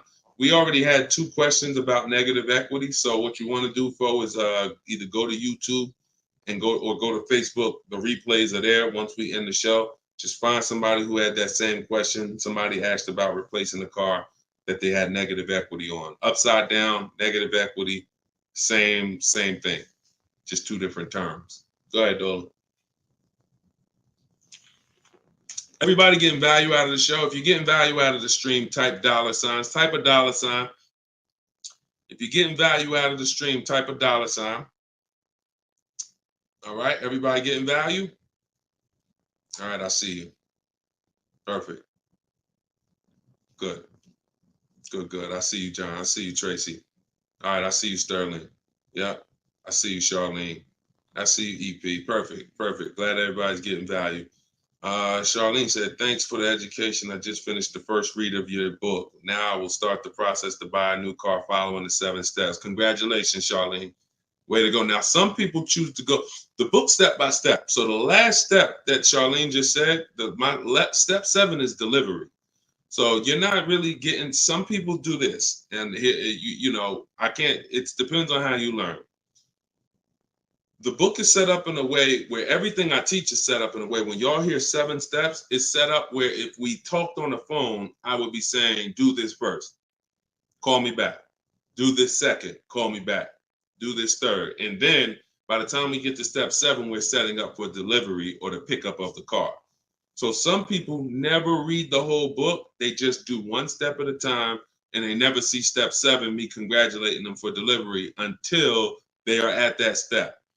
Some people read the book straight through and then come back and do the steps. So whichever way you decide is up to you. The quickest way to your car, the quickest way is to just do 1 step at a time and then not read forward until you get to that step. But everyone learns different, and everybody, that's just if you want the quickest way, you want to get a car in literally 48 hours, don't read the whole book. Read 1 action step at a time, cross it off the list, and get it done. And then you'll have your car in 48, 72 hours. Okay, go ahead, Dolan. TikTok, using your book, all of these lease prices I received are too high, over 1.5%. Next step. Well, as I mentioned, once you get 5 to 7 offers, that means that car has a bad lease program. Not the brand, the car. So that Jaguar has several cars. That particular one, and it could be that trim level, has a bad lease program, in which case I always say with leases, we want to have at least 2 to 3 options, because we cannot control the lease program. So whatever the dealer was, so if you see a 1.5% lease, 1.6, 1.7, 1.8, 1.9, then that 1.6, that dealer's beating everyone else. They're selling you the car less than everyone else. But if they're at 1.6, then that means their lease program is bad. That's why we always get 5 to 7 offers. If they're all over 1.5, that means the lease program is bad. And we do not lease cars with bad leasing programs. We go to our next choice, because you'll see, literally, it's day and night. A $60,000 car could have one lease price of $900, and then you have a $65,000 car like Frena got, $65,000 vehicle. She paying $579 a month. 2024 Jeep Grand Cherokee. Got it a little while back. So this is, lease programs make the difference. What we do is use bids to get the lowest price on the cars. We're gonna always get that. But once we can't control the lease program. So we always have 3 options. With purchasing, we don't need 3 options, because once we get our bids, we're gonna just find a dealer that's gonna be the lowest. Nothing else matters. We don't need to worry about a lease program. Go ahead, Dolan. German Tink from TikTok, I see you. If our credit is not good, I feel like we don't have room to negotiate. True? No, your credit, you do. You see, again, we're mixing the loan with the price of the car we're buying. That's where you're going to overpay. Because if you have a loan, you have bad credit, the only thing that should be affected is the interest you pay on the loan. That should be between you and the bank, the lender, not between you and the dealer. So what your job to do is, if you have bad credit, the lender you get your loan from is going to tax you for it. You're going to pay higher interest than what someone with good credit would pay. But what you should not be doing is overpaying for the car because you didn't get bids. So you can get bids for your car, and then you can use a company that gets deals done, that gets people loans, even with bad credit. And you know, I use Limbuzz. I recommend Limbuzz. I don't use them. I recommend them. So you could either, pay a high interest rate and get a great price on the car, or you could do what most people do: get a bad price on the car and pay a high interest rate because they're going and they're shopping desperately. So in my process, we would get with Limbuzz, get our pre-approval with Limbuzz, and then we would go and we would shop and get bids to make sure we're finding the lowest price on the car. See, once you learn what we're doing and you start doing what I'm telling you, using what we're talking about here, you're going to see the car price is independent from the loan. You've been taught to focus on the loan, which is how much my monthly payment is going to be. Oh, am I going to not be able to negotiate? The car's price we're negotiating has nothing to do with the loan we're going to use to buy it. Okay? So everything that I taught from today, guys, is in my book. It's my new digital book. It's called Cars from Home. You saw it if you were here earlier. We're rated 4.94 on Goodreads.com. Thank you to everyone who's reviewed the book and gave us 5-star reviews. You can get your copy in my TikTok bio for 75% off. That's $24. It'll be in your email in 2-3 minutes, in my Instagram bio. But don't let that timer run out, because then the price does go back up to $97. You can get yours for 30 minutes. And the same thing online here on YouTube, Facebook. We have the banner here. You can scan this QR code with your phone if you're watching us on TV. And this is what we do, y'all. We do these shows throughout the day. You can see on what time we'll be live. So we'll be back for the next one shortly. And make sure when you see us, you hop on and ask your questions, all right? But let's go get these deals. Shout out to everybody who's committed to unlearning and relearning. In order for you to win with what we just talked about, you have to unlearn the way you were taught to car shop. You have to unlearn that and relearn the new way. All right? God bless y'all. Enjoy the rest of your day. See you soon.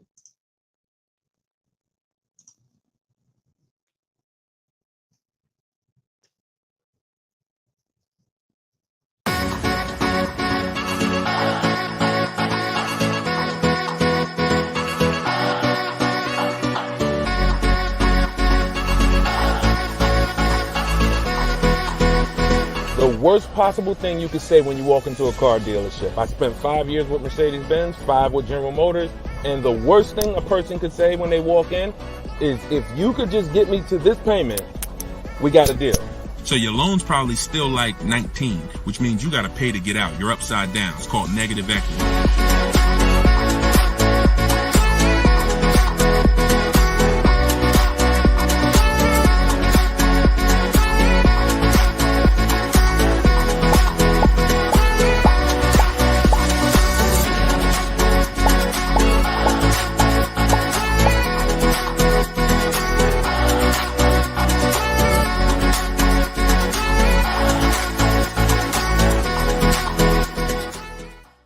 In the next 12 months, if you are car shopping now, or in the next 12 months, I want you to type a 1 in the chat as you come in. My name is Deshone the Auto Advisor. I do these live streams throughout the week to answer questions when it comes to car buying the new way. We've been doing this, helping people really since 2021 through education. And so we teach an entirely new way to car shop. A way that has worked for thousands of people before you. And I do these live streams so that you can ask your car shopping questions, and we can try to get you the answers that you need to help you get below market prices, which is the only thing we settle for. So thank you to the people who are tapping the screen on TikTok, running up the likes. I appreciate it. We have Dolan moderating in the back, so you guys can start typing your questions. Everything I'll be talking about is out of my new digital book. It's called Cars from Home, 7 Steps to Saving Time, Money, and Avoiding Dealerships. Thank you to all who have reviewed the book on Goodreads, putting the review page up now.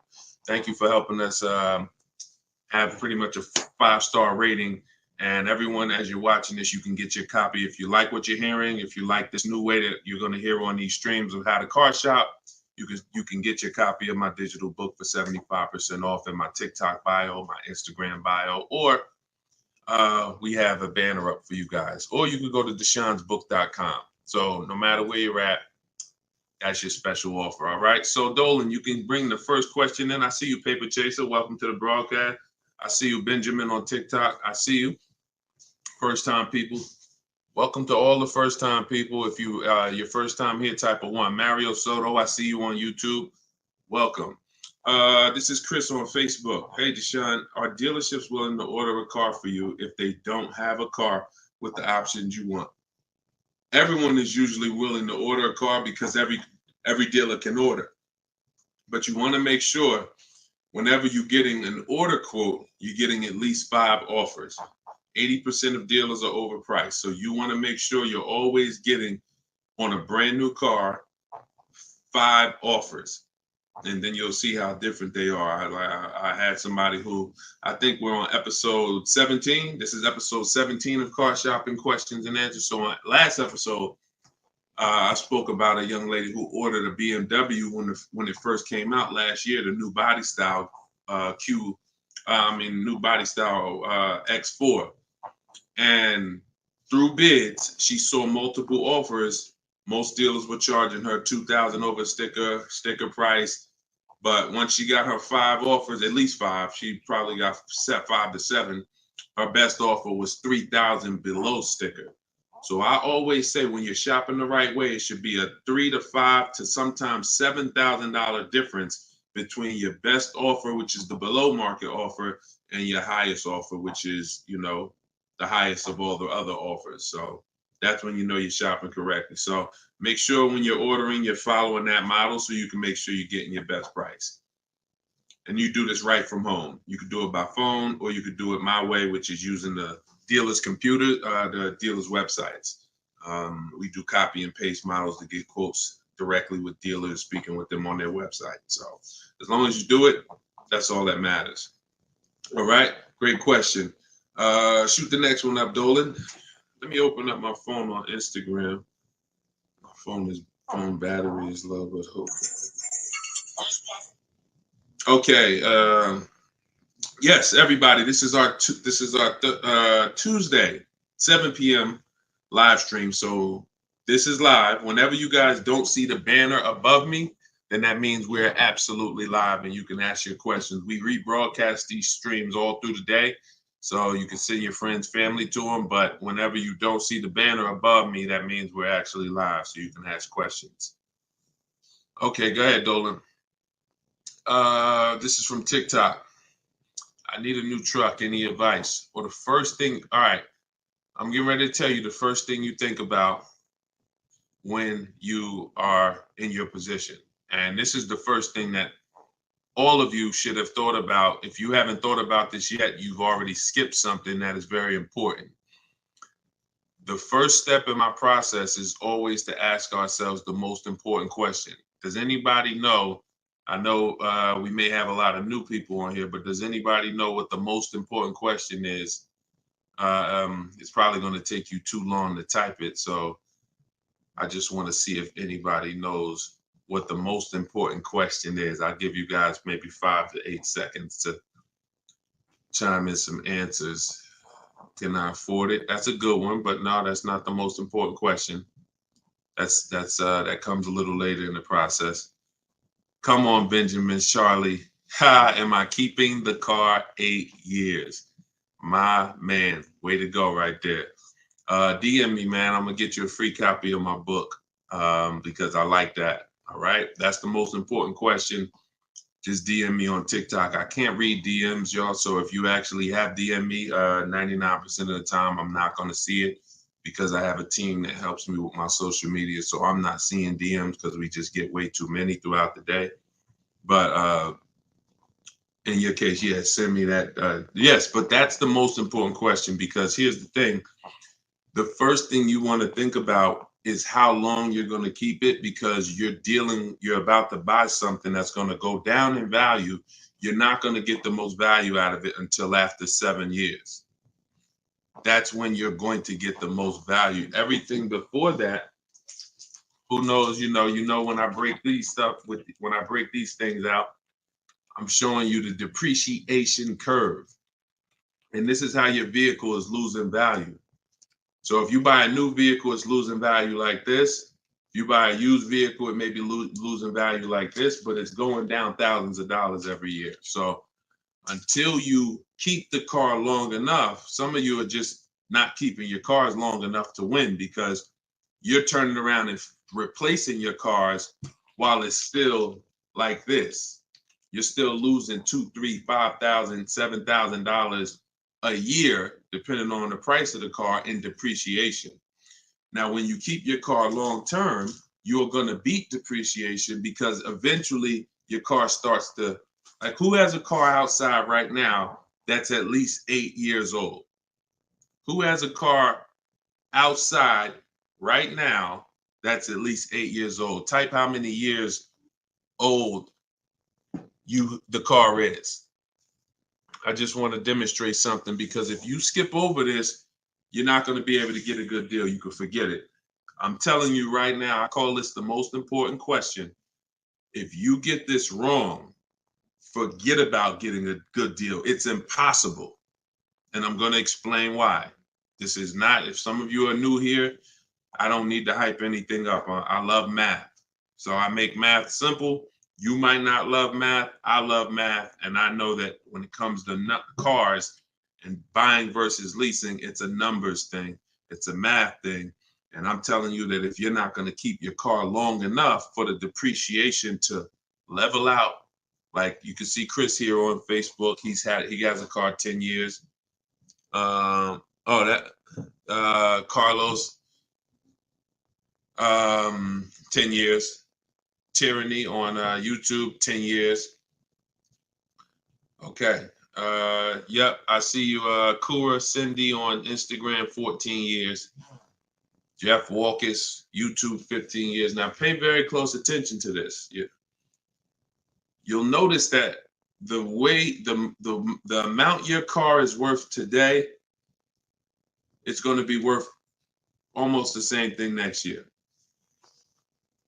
It's going to be worth almost the same thing next year. If your car right now is worth, if it's 9 years old and it's worth $8,000, a year from now it's probably going to be worth $7,600. That's when you have beat depreciation. Tap the screen on TikTok if that makes sense. See, if your car is only losing, some of you see these answers, until you are actually keeping your car long enough. It's not about when you pay off the car. A lot of people think that that's the car's paid off. It doesn't matter. The value of the car is going down. This is why I call this the unseen expense. Depreciation is the unseen expense. And so how do we beat it? You can't replace the car in 2 years, 3 years, 4 years, 5 years, 6 years, 7 years. Can't replace it. You have to replace it either after that, or if you're not going to keep it that long, you should be shopping for a lease. And I'm going to show you the numbers before we move on from this. I'm going to make this point very clear. Now, this is step 1 in my book. This is why if you don't get this step, you cannot get a great deal on a car. So Instagram, I just want to let y'all know that if you're enjoying what we're doing, there's a button that looks like a paper airplane at the bottom of the screen. If you could hit that and just quickly in 10 seconds, tap 3 friends or 1 friend, anyone, I don't care. Just invite people over, because I know they'll appreciate it. Because a lot of you guys have friends right now that are outside in dealerships getting overcharged as we speak.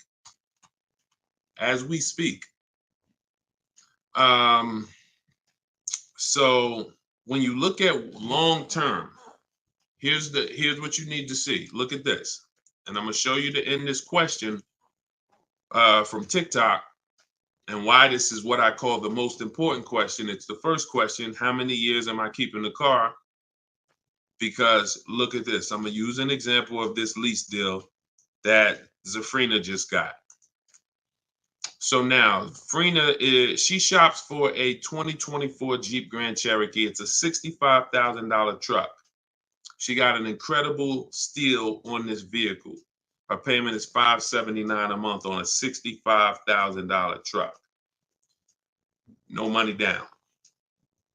So she did this. She got bids. You're not negotiating for these deals. So I'm just telling you, if you guys want to get these deals, you need to use what I'm teaching you. If you want to get it step by step, it's in my book, in my TikTok bio for 75% off. You won't even leave the broadcast on TikTok. You can get your book for $24 and you'll have everything I teach step by step.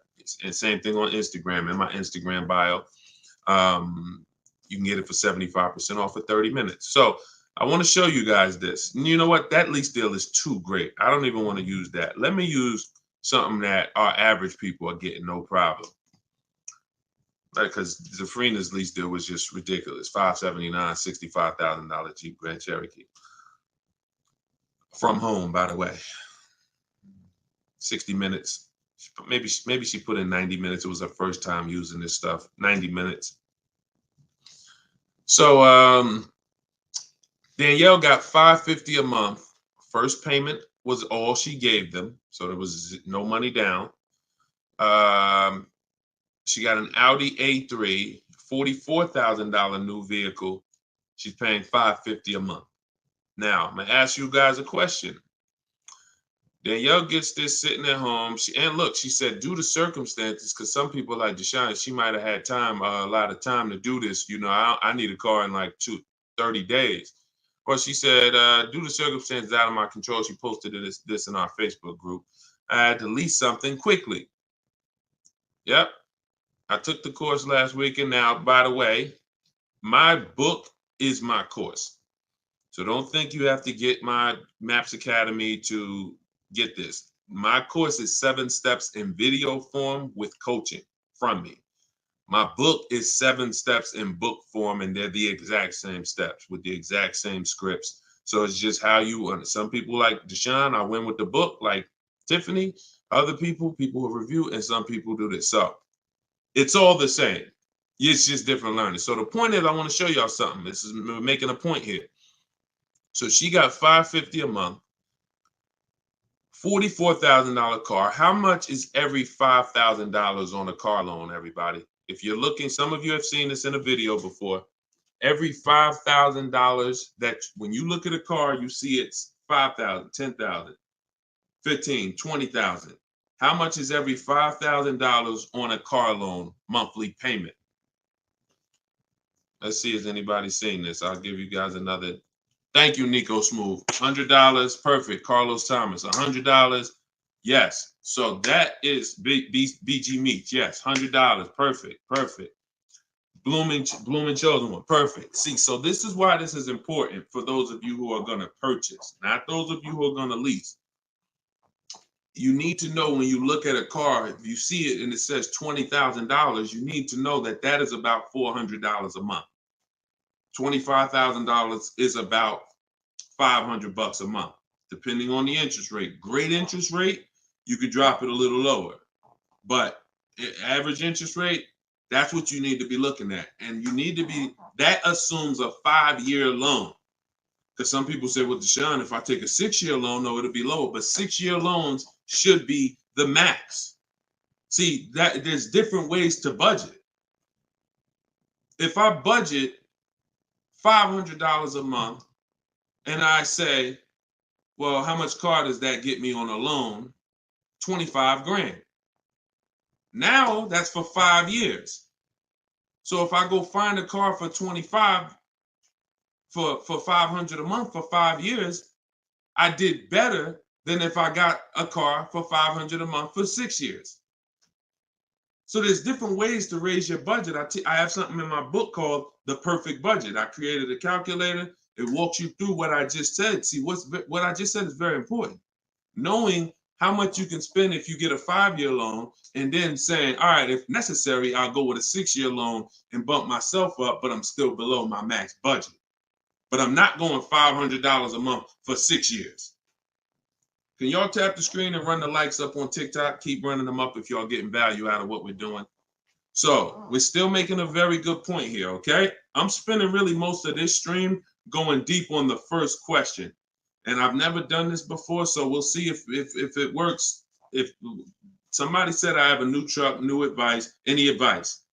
So I went right into the most important question, which is leasing versus buying. How many years am I going to keep the car? And I'm now showing you why you cannot get a great deal on a car if you buy when you should have leased. So let's wrap this up. So we can see here, Danielle got $550 a month on an Audi, no money down. Now let's take the same vehicle and let's pretend she purchased it. She didn't know about leasing versus buying. She just listened to a bunch of people, bad advice, who say never lease a car. So she goes in, she's looking for the same Audi Q3, A3. It's her dream car. So, I've been wanting this for a while. So excited. So how much is this going to be? I'd like to do no money down. Okay. Well, $44,000 car. Forget the taxes. Forget everything. Let's just say, forget that. Let's say they throw that in. We'll pay the tax and everything. Let's say she just finances $45,000. What's her payment? $900. Some of you who are in the math, you would like Deshone, yeah, $900. So she drives out of there. She drives out of there paying $900 for the same car Danielle's paying $550 a month for. Now watch this. Let's just say, now I'm going to show you because I know what you're thinking. Deshone, please send my free book. Okay, I got you. DM me though.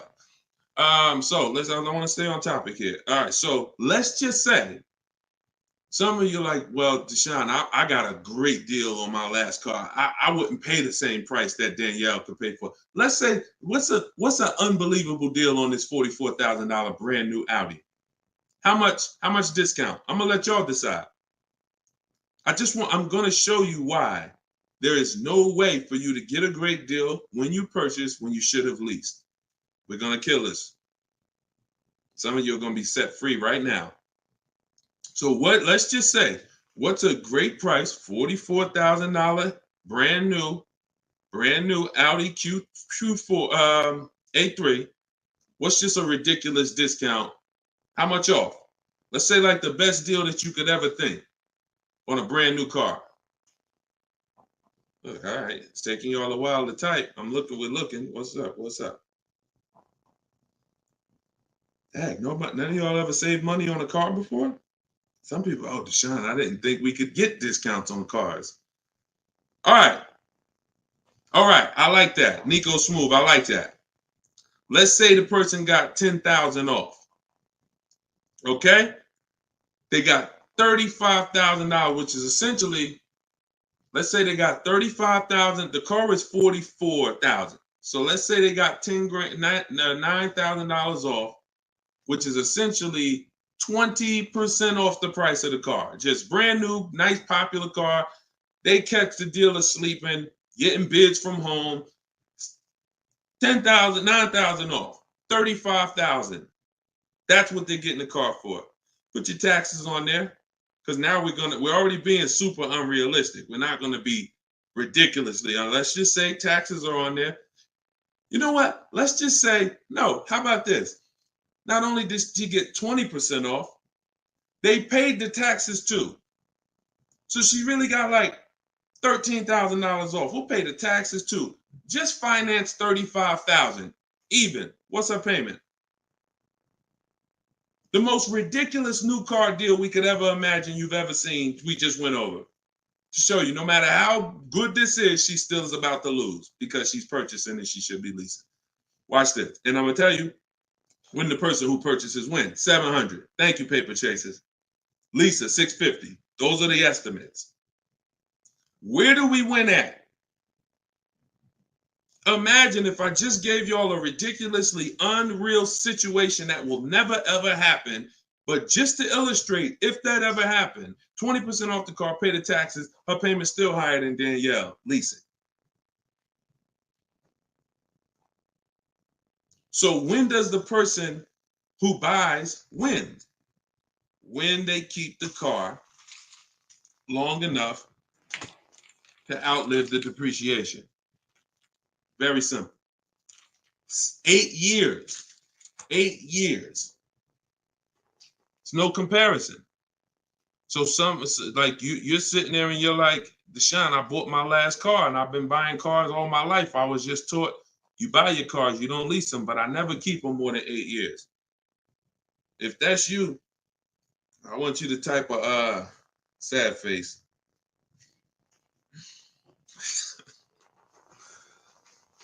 You've lost a lot of money.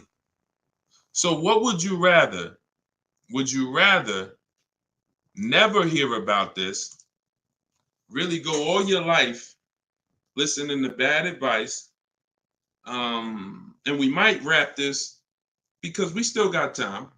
Before we even go back into more questions, we actually may go a little, because some of you are like, Deshone, well, what if you buy a new car, a used car? Because you just compared that to a new car. All right. So let's just go back one more time. Let's pull up Danielle's because we're on that scenario. So we already said Danielle drove out with a $550 a month lease, paid her first month's payment. Best impossible deal that'll never happen, unrealistic, made up, make-believe deal we just ran was still a higher monthly payment. So imagine with somebody who just goes in regular negotiations, maybe gets $2,000 off the list price. They're leaving paying it's people right now paying $800 a month for this car, $700 a month, easy, no money down. If they didn't put money down, some people tell you, oh, well, I'm paying I got an Audi and I'm paying only $6,000 for it. They never tell you that they put 10 grand down. They never tell you that they put 10 grand down. They forget about that because the day they give the dealer 10 grand, they want to forget about it. So they're definitely not going to bring it up in the story. No money down deals. This is what you're doing most times when you're leasing. So let's go back. Let's say somebody decides they're going to get a good price on a used one. Let's just throw this scenario in here real quick to end this. Instead of a $44,000 brand new one, they find one for like 28. Great used car price, 44,000 new. I got one for 28, maybe 4 years old, low miles, 36,000. Great deal, below market deal. Get it for 28. 28. Throw my taxes and fees on there. I'm at 32, 31. What's my payment? 31, 600. Look what I'm buying too, because some of you that's what you think about with a used car. But I like the monthly payments. But Danielle's driving a brand new 44,000, never been titled. She's the first person to sit in this new car smell, like real new car smell. Latest and greatest options and features, full warranty. If anything breaks on the car, she's covered for 4 years. She won't lease it. She won't have the lease for more than 3 years. She's paying $550 a month. A person who's buying this same car is paying $800 a month, $900 a month, and a person who's getting a used version of this, 4 years old, 1 year left on the warranty, 3 years old, 1 year left on the warranty, and they're paying $600 a month. Everyone's paying more than her. And these are lease deals that we get all day long. Everyone's paying more than her. We can put every scenario. Only person that's not paying more than her is somebody who just drives like a 10-year-old Audi, 12-year-old Audi. They go pay cash for it, buy it from Facebook Marketplace or something like that, or people who go to the auctions and get, like a 12-year-old one. Those are the only people who could, flip cars and not lose. Everybody who's buying new cars, newer cars, is paying more than her. It's people paying $500 a month because they bought their Toyota Camry. They're paying $600. So you're paying $600. She's driving an Audi, $44,000 vehicle, no money down. You're paying $600. You're driving a Toyota Camry that you're not going to keep for more than another 2 years. Any car, replace it. Chevrolet, you could pay, Camry, Honda. You're not keeping these cars more than 8 years, and you're paying these ridiculous car payments, and you're the ones that, unfortunately, because you believe bad advice, you are not winning. You're losing.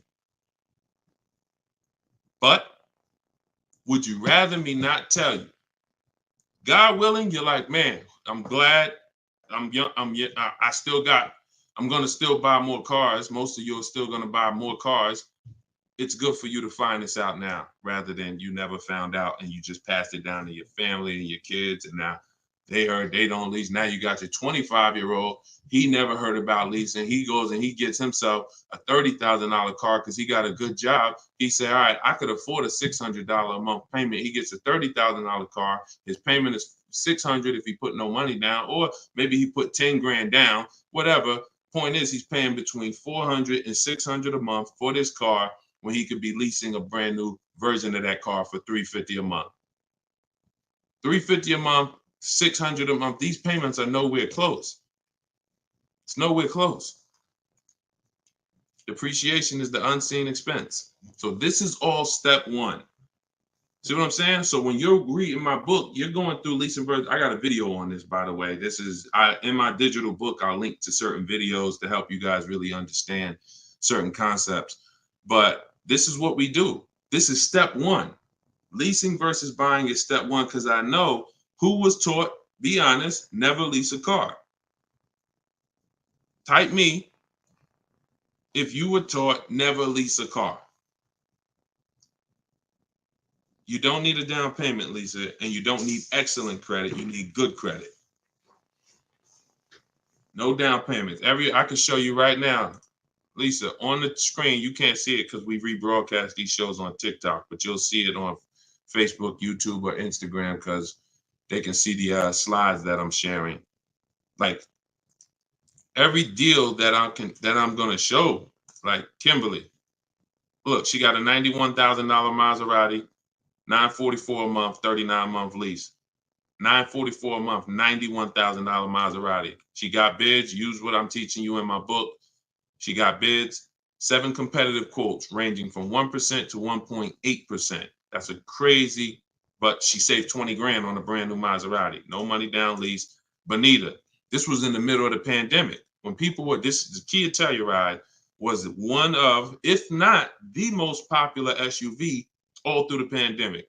People were paying $800 a month, $900 a month, $1,000 a month for these Kia Tellurides. She leased one in December 2022, and she got it for $600 a month, and she gave them $600. That's all she gave them.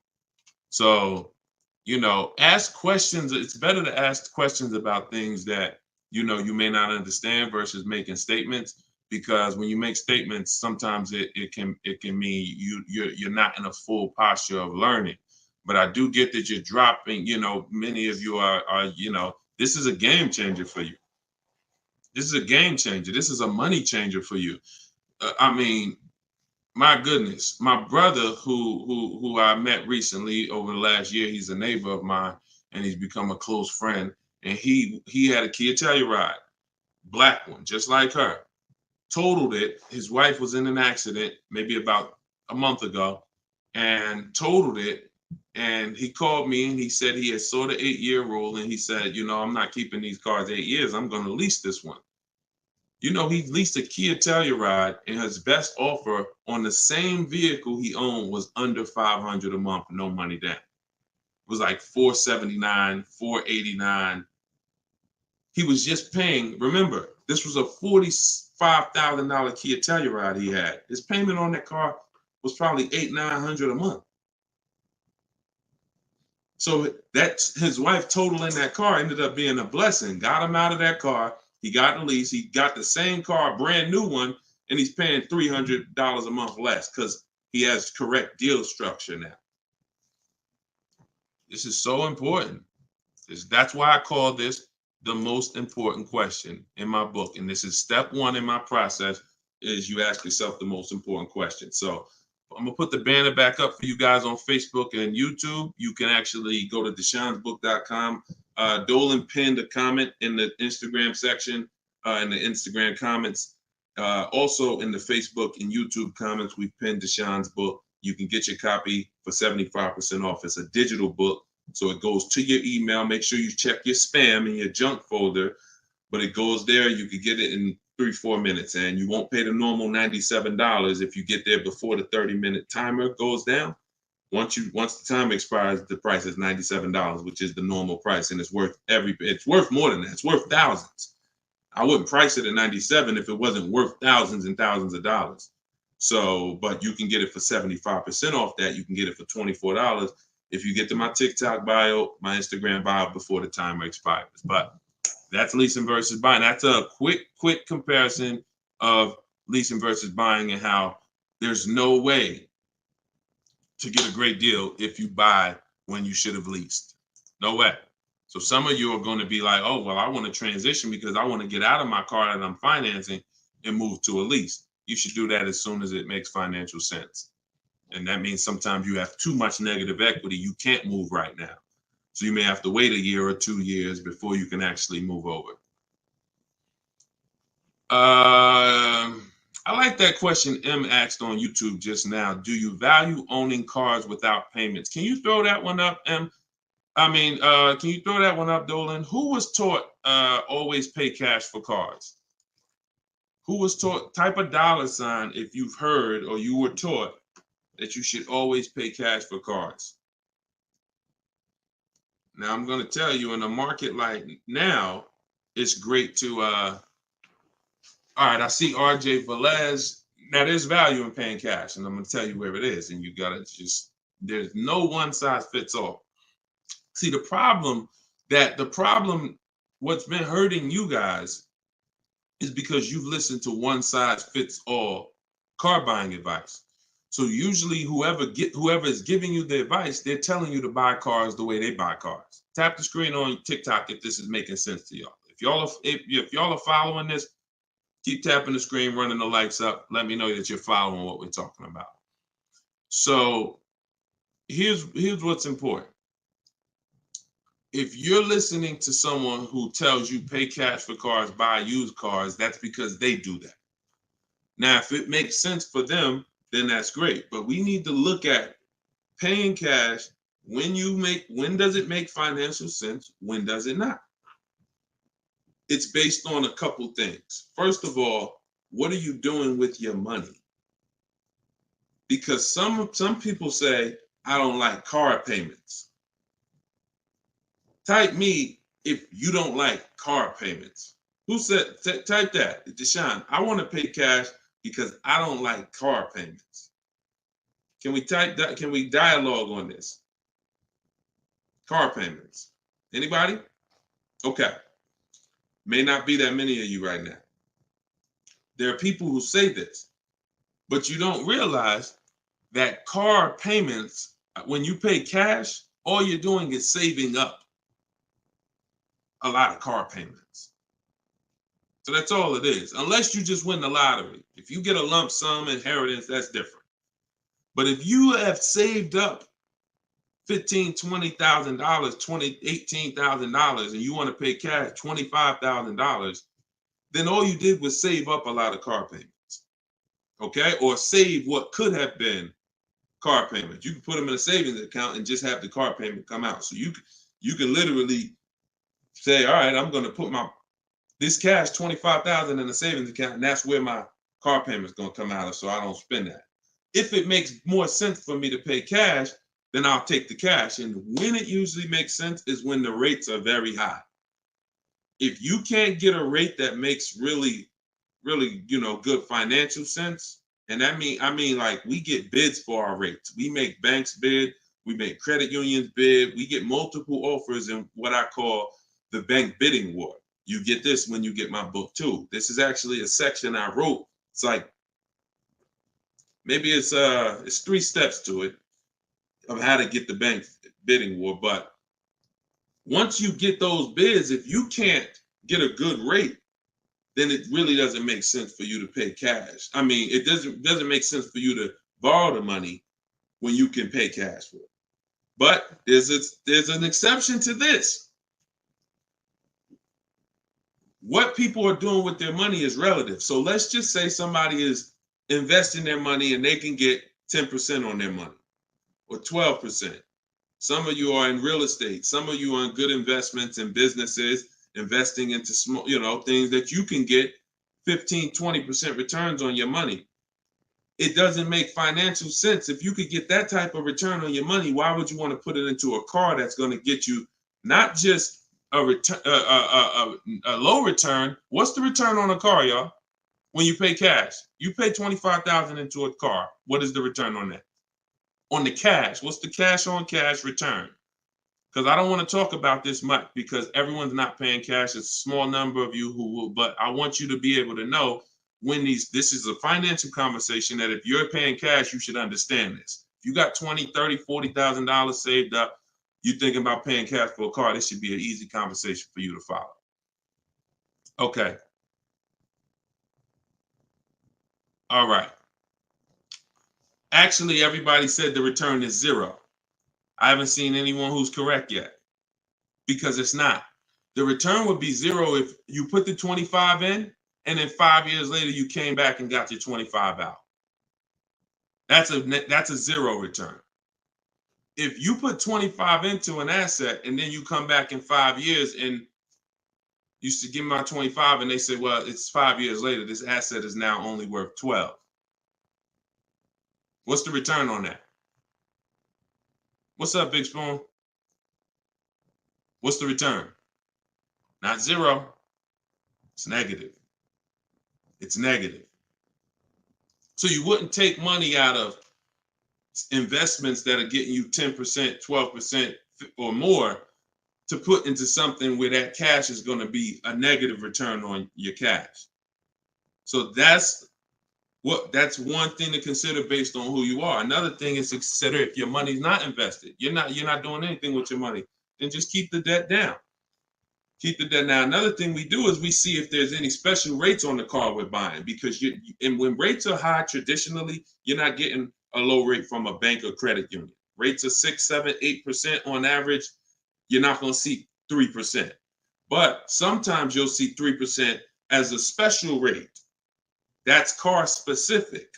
So if I'm shopping for a Mazda CX-5, I'm going to check to see, do they have any special rates this month on the car I'm shopping for? It might be 2.9, 1.9, 0% sometimes. And these are instances where it doesn't make financial sense to pay cash.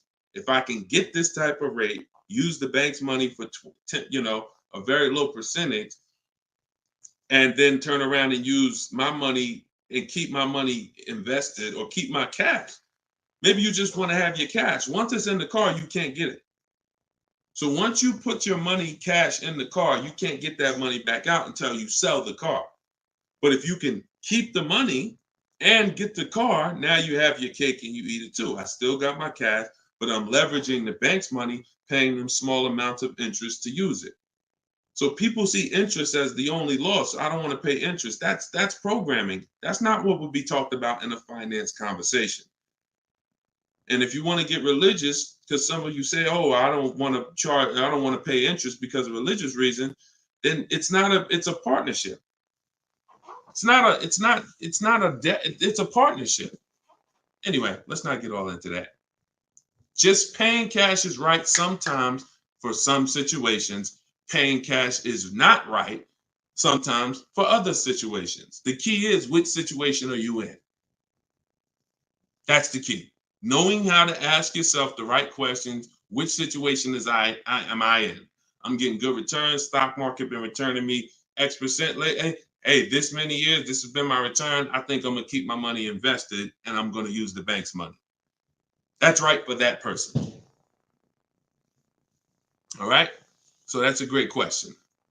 I don't know how we went deep on that, but we're going deep in this stream. I normally do rapid fire Q&A. We're going deep on some subjects. And again, this is all in my book. Everything that I'm teaching is in my book. Every part of my strategy, it's a 7-step process. First step is most important question.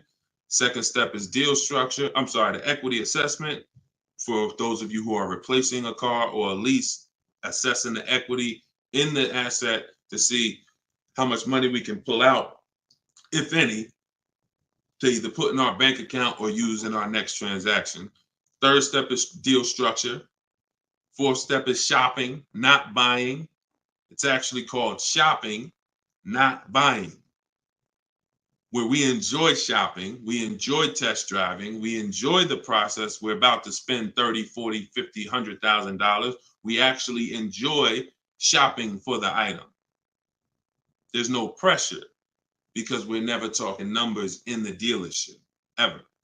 That's our rule. Step 5 is multiple offers. So once we've selected what we're going to be getting, it's time to get multiple offers on it. If we're getting a used version, it's time to see multiple options of it. And if in step 5 in my process, used car shopping is online marketplaces. You're using online marketplaces, cars.com, carfax.com, autotrader.com, cargurus.com, Carfax, CarMax, Driveway, and Carvana. 8 marketplaces, eBay Motors.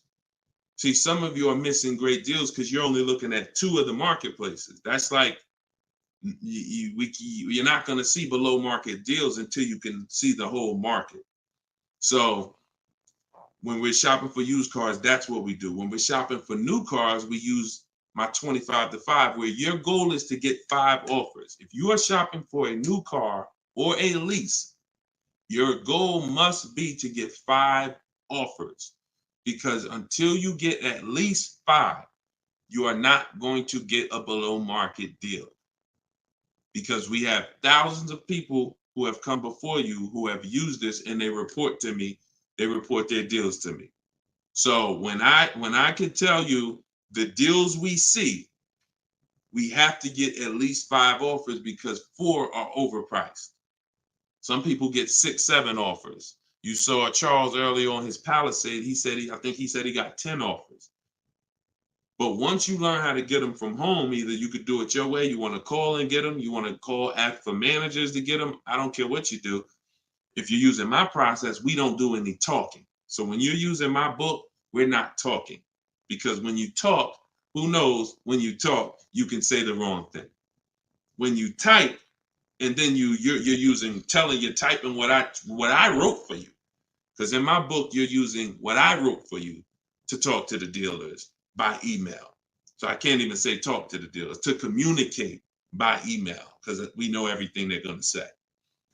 So then the step 6 is paperwork and protection. Once you get your lowest offer, you find the best option. It's time for the paperwork. And then step 7 is delivery. That's it. So everything that I teach is out of one of those 7 steps. And, part of why you have not gotten the deals that you see me sharing is because you don't have any process. You're just winging it. You're just hoping things go well for you. And that's just not a place of empowerment. That's just not a place of empowerment. Strategy is here. So,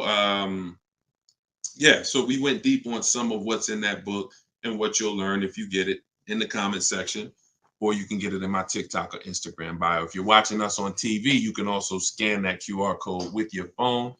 And as long as you get there before, but now you're seeing why the book's worth $97. I see why you priced it at $97, Deshone.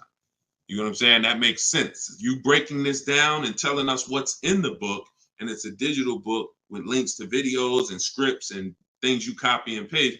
Oh, I see why this is a $97 book that you can get for 75% off. $24 before the timer runs out. Go ahead, Dolan. Yeah, this has been good so far, though. I do like this. Are you enjoying this dynamic? If you are, type something. The word something. Let me know you're enjoying this. All right, this is from TikTok. I'm told lease deals are new each month. Yep, they usually are. Why shop if brand has same financing deal? There's no same financing deal. So lease deals change every month. I'm going to make sure I'm trying to understand your question right. I'm told lease deals are new each month. Lease deals usually change every month. Sometimes they'll run the same one for 2 months, but usually something changes about the lease deal either every month or every 2 months. Why shop if the brand has the same financing deal? Well, we're shopping for offers. So shopping is to get offers. The financing versus leasing is the first question you should be asking yourself, though. Because as we spent a long period of time talking about earlier in the stream, one offer is not, you can't get a great deal if you buy when you should have leased. So if you didn't see that, definitely watch the replay on YouTube or Facebook. But the financing and lease deals are extremely different, and they're going to be entirely different prices. And we can't even depend. We don't even. Another thing you're doing, if you're buying a car, looking at the special finance deals is important, because that's how we see if they have 0% or 2% or 3%. But looking at the lease deals is absolutely pointless. Looking at the lease offer is, I don't even call it a deal. It shouldn't be called a deal. Anything that 100 people can come in and get is not a deal. You're not going to offer a deal to 100 people and say, hey, come on in and we make almost no money. See, what Charles paid, look, on his Palisade, $48,000 Palisade, he's paying $597 a month. Sean getting he got his F-150 Lightning XLT, $73,000 truck. His lowest bid, he saved, he got it for $4,999, what's this? $21,000 off is what he got. We're showing it on the screen right now in case you think we're capping. We don't need to. This is, look, Frina, y'all saw Frina, 579. This is Tiffany, who wrote us in when she got her deal using my book. She said, I believe we got a good deal from what we learned from the book. Look, it was a $44,000 MSRP that she got $6,530 off the price. That was her lowest bid. So you're nowhere close to what normal people are paying and what is advertised on these vehicles. What's advertised on these vehicles is not a deal. A below market deal is something where the managers don't really want to make it. But you know what? It could happen for a number of reasons. Somebody wants to beat their competition. Sean said he had to go 100. We shop out of state. You'll get very used when I walk you through shopping from home, and you'll see. I mean, if you're gonna do it your way and you get used to it, you'll see you're in more control. You're in control. So, but a lot of times your best offer is going to come from a dealer that's not close to you, because the dealers that are close to you feel like, why do we need to give them a deal? They're going to come in anyway. Because that's what most people do. You're going to walk in the dealer anyway, and you're going to talk numbers and try to negotiate. That's what most people are going to do. Why do we need to give these people deals? But this person who is now talking to multiple dealers from home, they hold the cards. We hold the cards. And then one person wants to beat everybody, and they do that. But you gotta, I'm going to say this, and then Dolan, throw the next question up. If everyone could get below market deals, then they wouldn't be below market deals. They would be normal deals. It would be the average price. Y'all, is that clear? Is that clear? If everyone could get below market deals, if it didn't take strategy to get below market deals, then they would just be regular deals. All right, this is Rhino from YouTube. What is a good range of credit score to go for a lease? Great question. Anytime you guys hear a question you like, just start tapping the screen, please. Appreciate y'all continuing to run the likes up on TikTok. What is a good range of credit score for a lease? So what I teach is the parameters. It's more about profile versus just score. The score is one step of your profile. It's one portion of your profile, score. But you also have income. You have something I call comparable credit. I don't call it that. The bureaus call comp credit, which is you've had a car loan before. So you could have a lower than fair credit. You want to be in at least fair. If you're in the fives, I wouldn't go a lease route. I would go a different route, which I have in my book. You get a smart car, set yourself up for a lease. Not the smart car that y'all thinking of, those little ones. It stands for saving money at the right time. We get the smallest car we could get a loan on, pay the payments for 2 years, then we flip into a lease. Because again, payment history weighs very big. So, but if you're in the 620, 630, but you got on-time car payments for the last 3 years, 2 years, 5 years, you might have, high balances with your credit cards, but your car payment has been paid on time, but your credit score is low because you're using a lot of your available credit. So in that case, you got a great shot of getting a lease because you're replacing a car, you're replacing a payment, you're not adding a payment. But usually, 650, 660 and up. 660 and up is usually the best to stay out of that manipulation zone. But again, if you have a lower score than that, but you have good income, good, you've been at your address a long time, these are things that weigh in the profile. You've been on your job a long time, versus, hey, you might have a 700 score, but you only been on your job for 6 months. That could affect you. So it's not just score, it's profile. But most leases are easier to qualify for than you guys would believe. I got my first lease and I had a 6-something credit score. Now I did have to pay, I remember $25 more because of my credit score. I didn't get approved at the first tier. I went up $25 or something like that. But I was still paying $256 a month for a brand new Pontiac G6. It's a $20,000 car. So I had friends that were paying $500 a month for Toyota Corollas, $20,000 cars. $23,000 brand new Toyota Corolla. They're paying $500. They're paying, and I'm paying $256. These things make a difference in households. Thank you for answering, brother. Just purchased your book too on your website. Enjoy it, brother. Now, I don't even say enjoy it. I use it. Use it. And there's 2 ways to use it. I don't recommend going through the book and then shopping. I recommend you don't, the book is written in a way where I ask you, it's like if you called me and said, hey, D, what's my first step? Here, do this, and then call me back.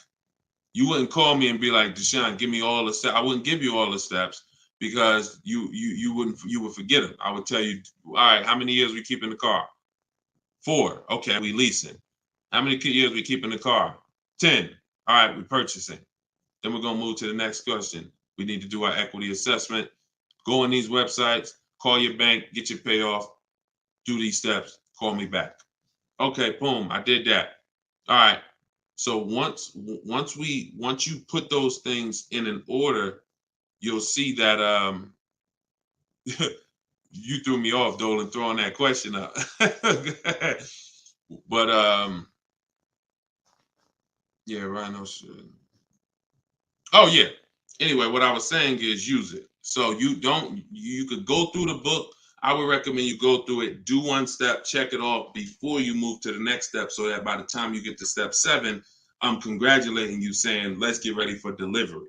Not, oh, I'm at step 7. I read the whole congratulations. Oh, that was so nice. That nice message you write to us when we get our cars at the end. That's nice, Deshone. You shouldn't be reading that until you got your car. You get what I'm saying? I'd rather you go through the book that way. It'll be a lot quicker, a lot more effective for you. All right, but use it. Use it. Great. All right, Dolan, throw that up for me now. Thank you, man. Appreciate you. Okay, Freon on YouTube said, what about refinancing when the rate drops? Absolutely. If I'm buying a car and I'm paying a high rate, what is considered a high rate, 7-8%, depending on the gun. Now, there are times where rates are high. That's the best offer you could get. But there are times where we know rates are 3%, 3%, 4%. There's time when the rates was 2 and change from the credit unions and things of that nature. So, relative to what they've been, these rates are high. So, yes, as long as you have a great car, the goal is always to get a great car. You could change the loan, like Freon said, by refinancing. So let's say I have horrible credit, 400 score, I need a car. I'm going to make sure the car I get is absolutely a great car. I mean, it must last. This is the thing you need to be looking for. I need to make sure I'm getting a car that's going to last, because I could always fix the loan. But if you fix the loan, refinance, but you got a bad car. You got a car with 100,000 miles on it, and now you're saying you're going to keep it 8 years. You're not keeping that car 8 years in a lot of cases. It has too many miles on it. So you should be shopping for a car saying, okay, I'm planning on keeping this 18 years. I want to get myself something with 60,000 miles. Now that might mean you can't get the big SUV. But if you get the big SUV and then the car breaks down in 4 years, it defeats the purpose anyway. So you could always fix the loan. Don't get a bad car. Very, very important. Or that really destroys a lot of these long-term plans that you need to have. Okay? But yes, everyone will be refinancing when the rates drop. That's for sure. Go ahead, Dolan. Next one, please. Great questions. Great questions. Yes, these are some great questions. From TikTok, I have a car with a lease ending in a couple months. Buyout is 35, but Kelly's Blue Book is 44. Should I buy out the car with the option to sell after? We don't usually buy leases, in fact, ever. Why are we so big on buying our leases? Who told us that was a good idea? Who told us going from buying? Think about this. 3 years ago, I drove off the lot with a very nice brand new car that I was paying, hopefully, a decent payment on. Why am I going to stop doing that to now buy a used car? What's the benefit to us buying these leases out? Maybe I don't see it, because what I explain is it's a horrible idea. It's a horrible idea. One exception, if you're keeping the lease 8 more years after you buy it, then it's fine, because it's just like you bought a used car. So you really kept the car how many years if you leased it for 3 years and you're keeping it another 8? See what I'm saying? 11 years. So you're going to win. It's still a bad idea, but you'll win somewhat if you keep the whole car 11 years, because I'm going to tell you why. Once you get the used car, you reset everything. You got that's a whole separate transaction. If you lease a car, your payment on that lease is going to be, let's just say your payment on the lease is $450 a month. What you're going to find in most cases, if you buy the lease out, to get a $450 a month payment, you got to take a 6-year loan.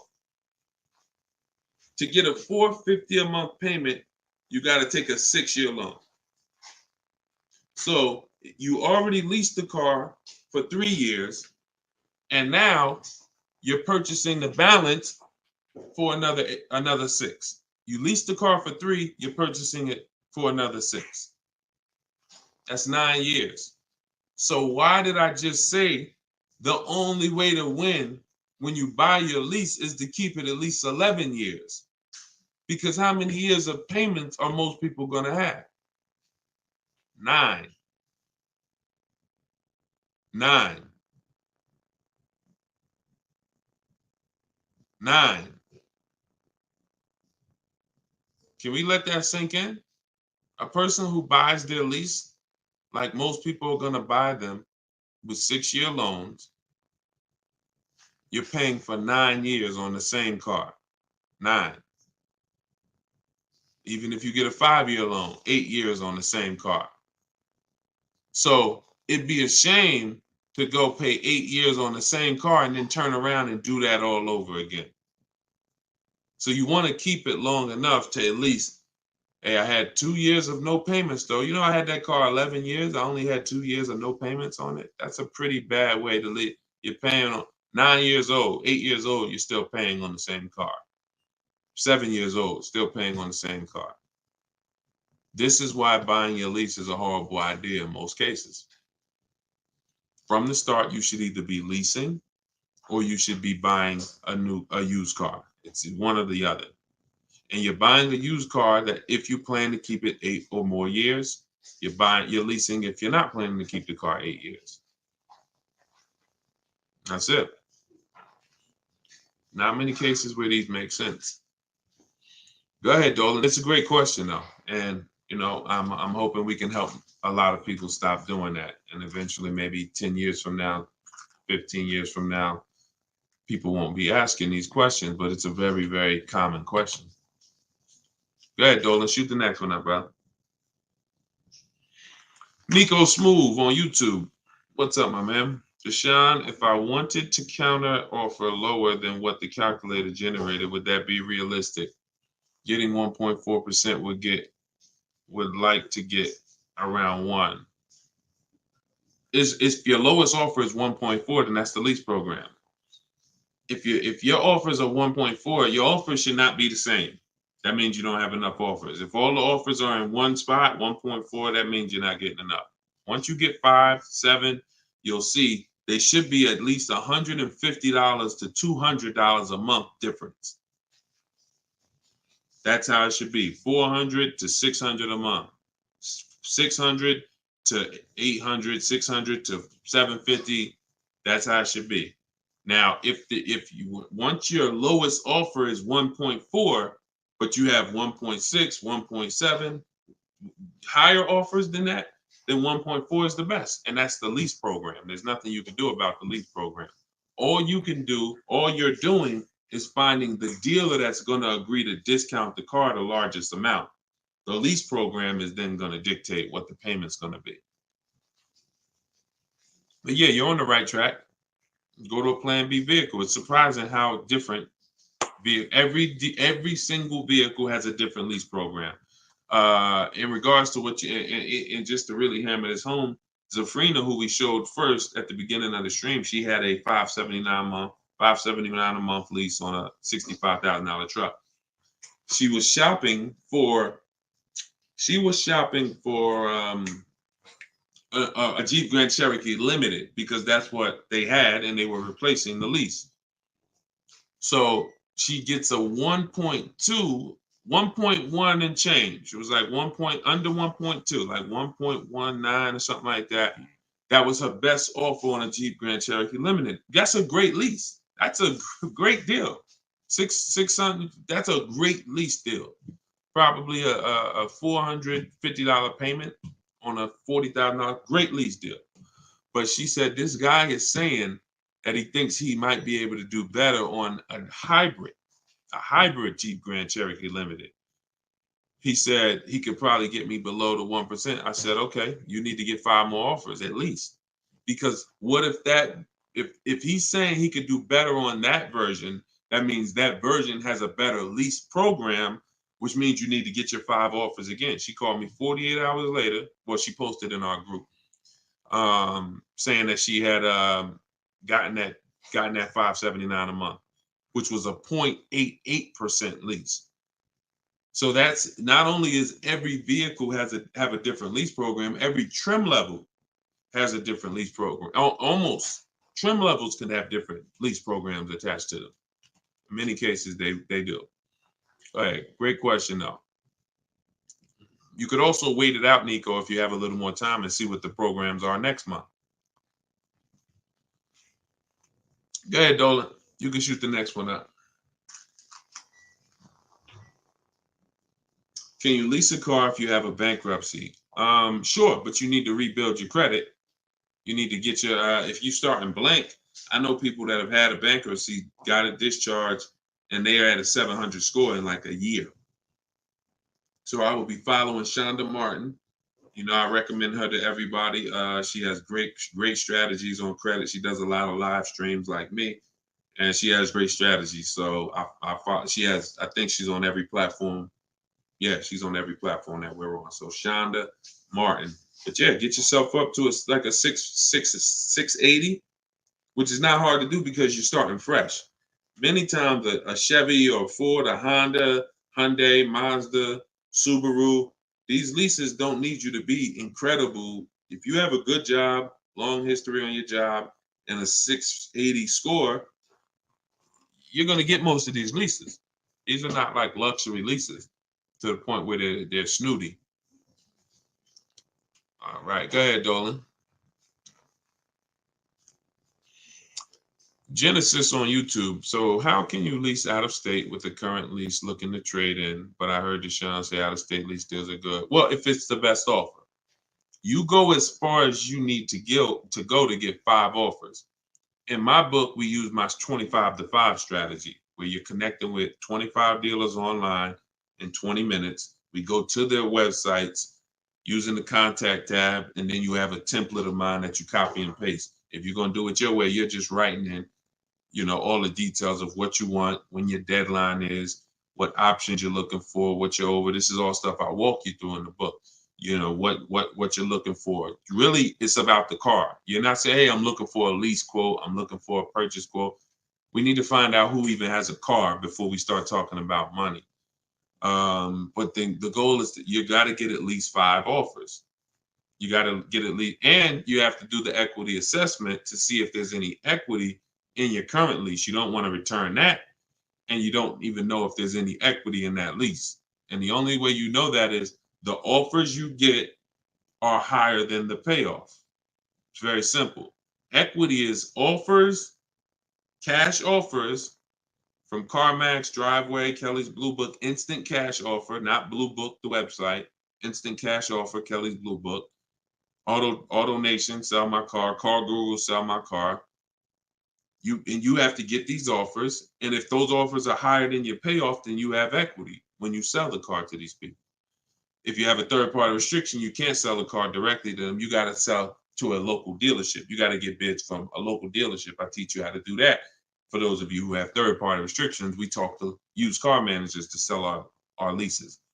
So I've been doing this since 2006. Like, if I wasn't called to build these companies, then I would be. If I wasn't called to build these companies, there's no doubt I would be selling cars, making $200,000, $300,000, $400,000 a year. There's no doubt about it. But that's not the path God had for me. So what I'm telling you is based on me understanding 99.9% of the car buying of the industry inside and out, and giving you the way to actually stay in control, call the shots, have the business come to you, have the banks come to you, have the cash offers come to you, and then you're just simply picking the best ones as they come to you. So this is all in my book, Cars from Home, 7 Steps to Saving Time, Money, and Avoiding Dealerships. It's a digital book. You can get your copy for 75% off in my TikTok bio, in my Instagram bio, or we have a comment pin. Dolan, can you post the comment for everybody again on Facebook and YouTube? Just copy and paste that comment for everybody.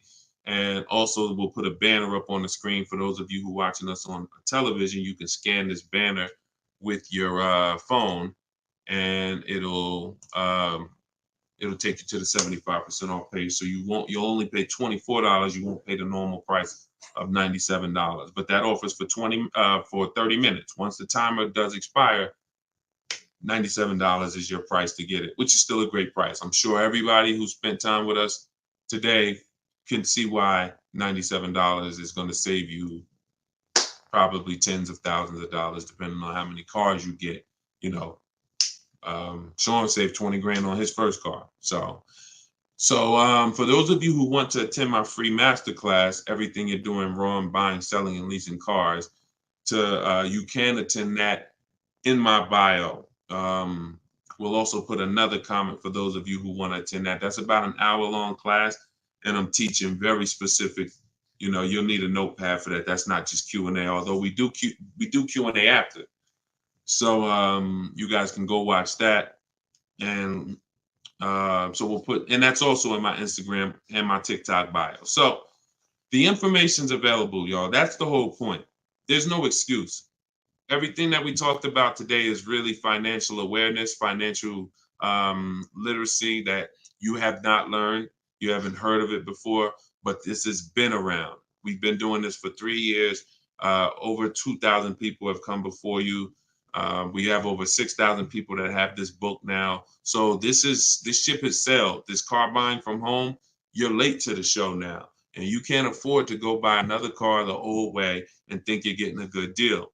You can't afford to do that. I mean, money is very hard to come by for some people, and you need to, I don't care who you are, you should take it seriously.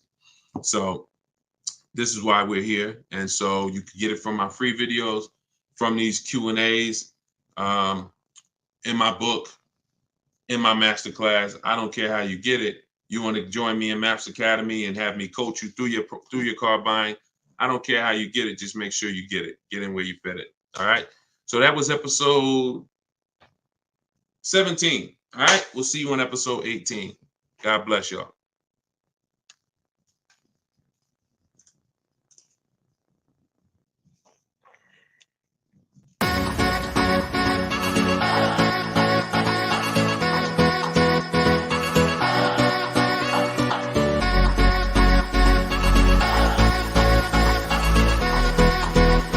The worst possible thing you could say when you walk into a car dealership. I spent 5 years with Mercedes-Benz, 5 with General Motors, and the worst thing a person could say when they walk in is, if you could just get me to this payment, we got a deal.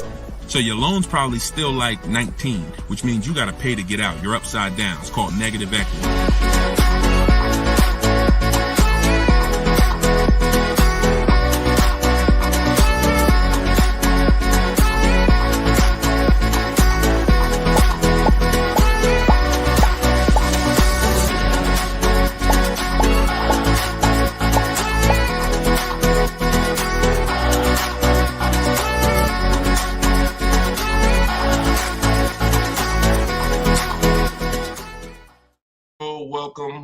Welcome.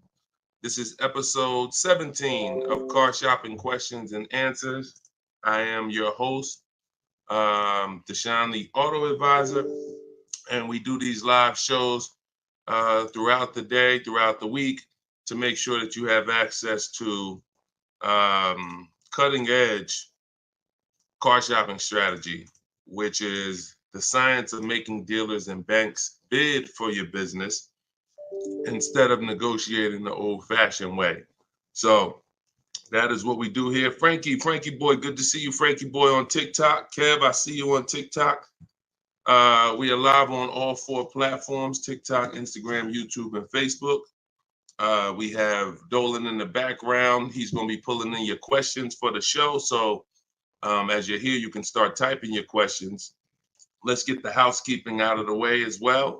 Could everybody who shares great information hit the share button? Also, I'm the author of the new digital book, Cars from Home. It's called Car Shop. It's a 7-step system that we use to car shop, and we get bids from home. Everybody that you're going to hear me talking about today, I'll be sharing a lot of different people throughout the broadcast that use this system, so that you can see the different results that you will get when you start learning to make dealers bid for your business instead of negotiating the old-fashioned way. So thank you to everyone who has reviewed the book. Again, this is our Thursday, 12 p.m. live. It's May 9th, so you guys can start typing your questions if you are here with us live. And for all of you who do want your copy of my new book, Cars from Home, 7 Steps to Saving Time, Money, and Avoiding Dealers, we have a link in the comment section on Facebook for you guys. We also have a link inside my TikTok bio, inside my Instagram bio, that you guys can use to get your 75% off your copy. So you won't pay the $97 price. You'll pay $24, but it's only for 30 minutes. So once the 30-minute timer is up, the price is $97, and it's a great price. So all of these people you'll be hearing throughout the show have used the strategies that are in this book to save thousands and thousands of dollars from home. And that's where I'd like you to be as well. So, Dolan, as you get the first questions coming in, feel free to throw them up, and we'll get right to it, y'all. Let's go. Whenever you don't see the banner above me, you know we're actually live. When you see the banner, that means we're rebroadcasting, because we do rebroadcast this show throughout the day. But whenever you don't see the banner, that means we are absolutely live. Okay, so start typing your questions. Type them fast, and we'll get to it. T. Del Mar on Instagram. I'm leasing. Now test drive. Why do I ask for an older salesperson? Won't any salesperson be okay? No, any salesperson will not be okay. Some salespeople will bring you in for a test drive. we talk to people who are experienced in the dealership. So when we talk to them and we ask them, do they have a car that we're coming to see? We know 9 times out of 10, they're going to be honest with us. You get a new kid on the block or a salesperson who doesn't care about this stuff, they'll get there. Who's ever gotten to a dealership, was coming for a test drive, and then the dealership said, oh, that car got sold, or that car is not here anymore by the time you get there? If you've ever had that happen, type me. You set up a test drive, you come in, oh, I was coming to see that car. Oh, it sold like, 2 hours ago. It just sold. See, when you're dealing with experienced salespeople who are honest, exactly, Peaceful Grace on TikTok, you understand. So this is why every step that I teach is important. Even things that you might see, okay, why is he telling us ask for this person? It's because if you don't, you run the risk of running into a salesperson who doesn't care. Oh, you'll get there and just, oh, well, that car sold, but hey, I might have another one. Let's look at some other ones. No, we don't go for that. We don't go for that. Our test drive is strategically set up to try to guarantee a successful test drive where we can be in and out that dealership in 20, no more than 30 minutes and coming home. Okay, let's go. Nothing is left to chance. All right, go ahead, Dola, shoot the next one and keep your questions coming, everybody. We'll try to get through as many as we can.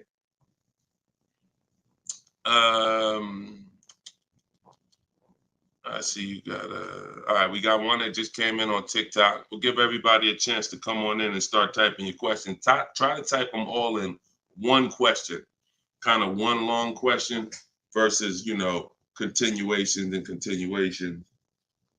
Shaderick Will on TikTok. How do I get out of a finance contract without it being on my credit as a repo? How do I get out of a finance contract without it being on my credit as a repo? Well, let's talk about how not to do it. If they take the car back because you didn't pay them, that's a repo. So if they take the car back because you didn't pay them, that's a repo. So if you do that, that's a repo. So let's talk about how not to do that. You could sell the car. The only way to get out of a car without it being a repo is to sell the car. So you need to find out what your equity position is in the car. You need to call the bank, ask them how much you owe. That's called a payoff.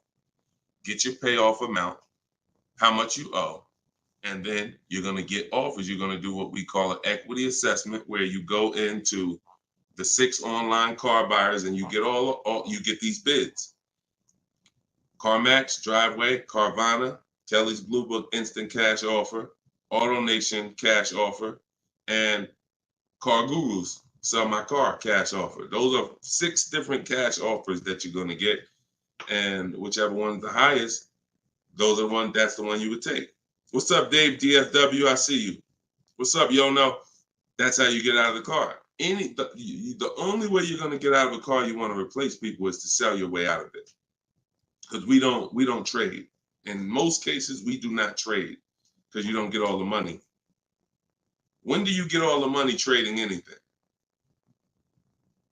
You know what I'm saying? Who can tell me an item that when you trade it, you get the most money possible for it? I'll wait.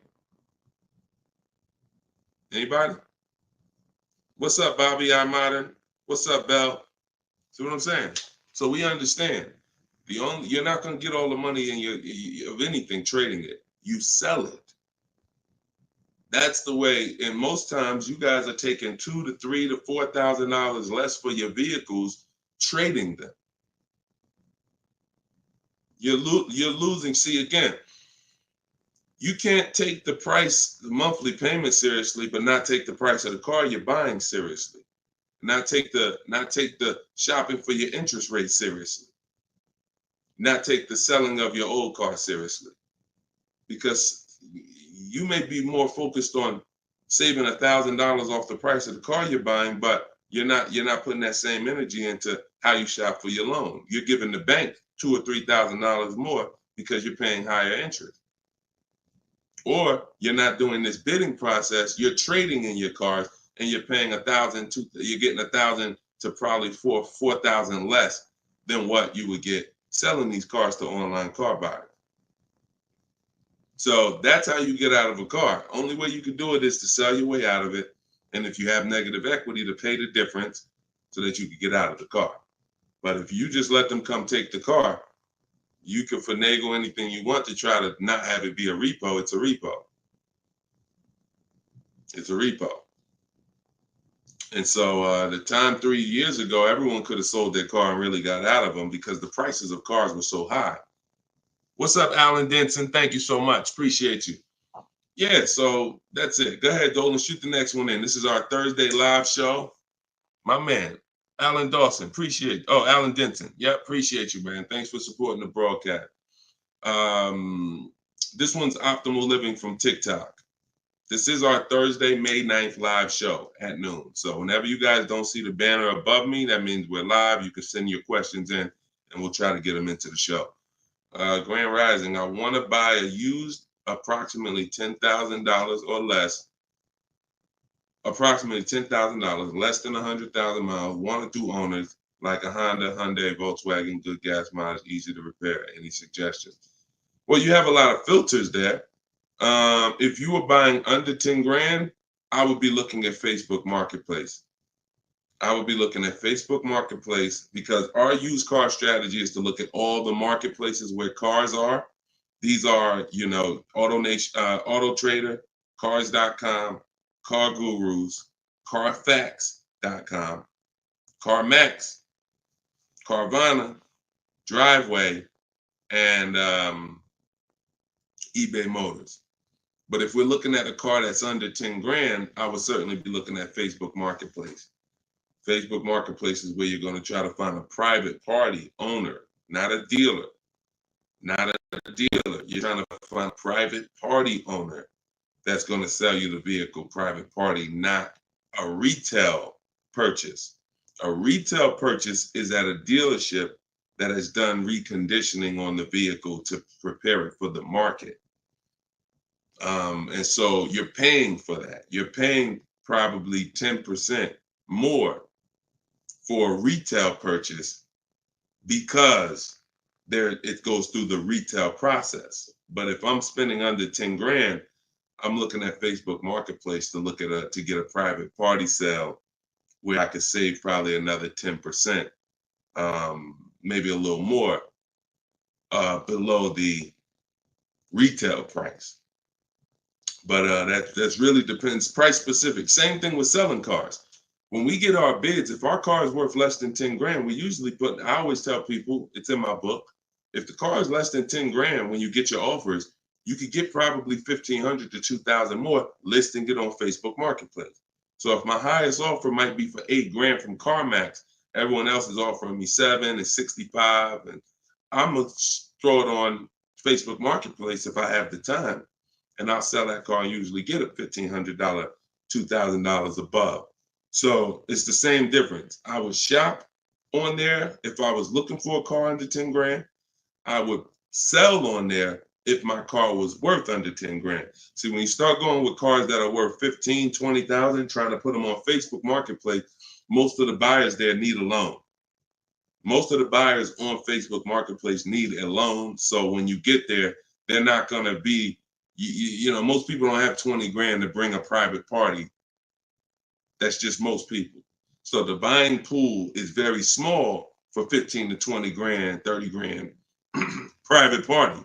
But the buying pool is very big for under 10 grand private party.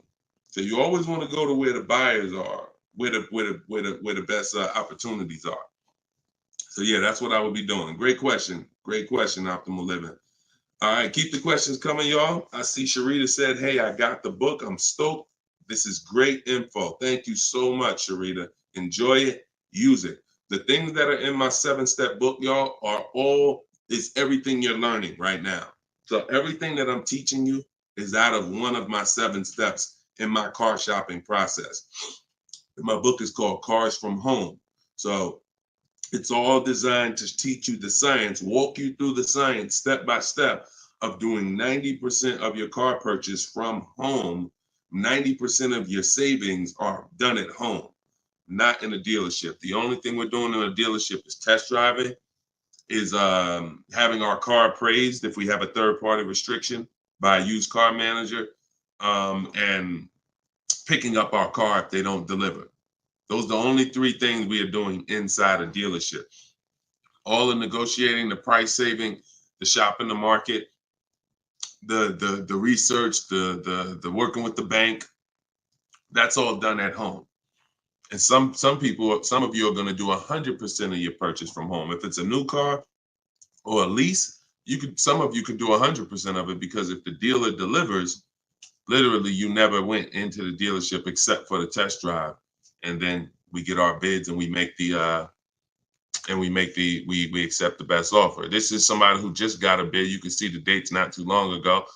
Look, I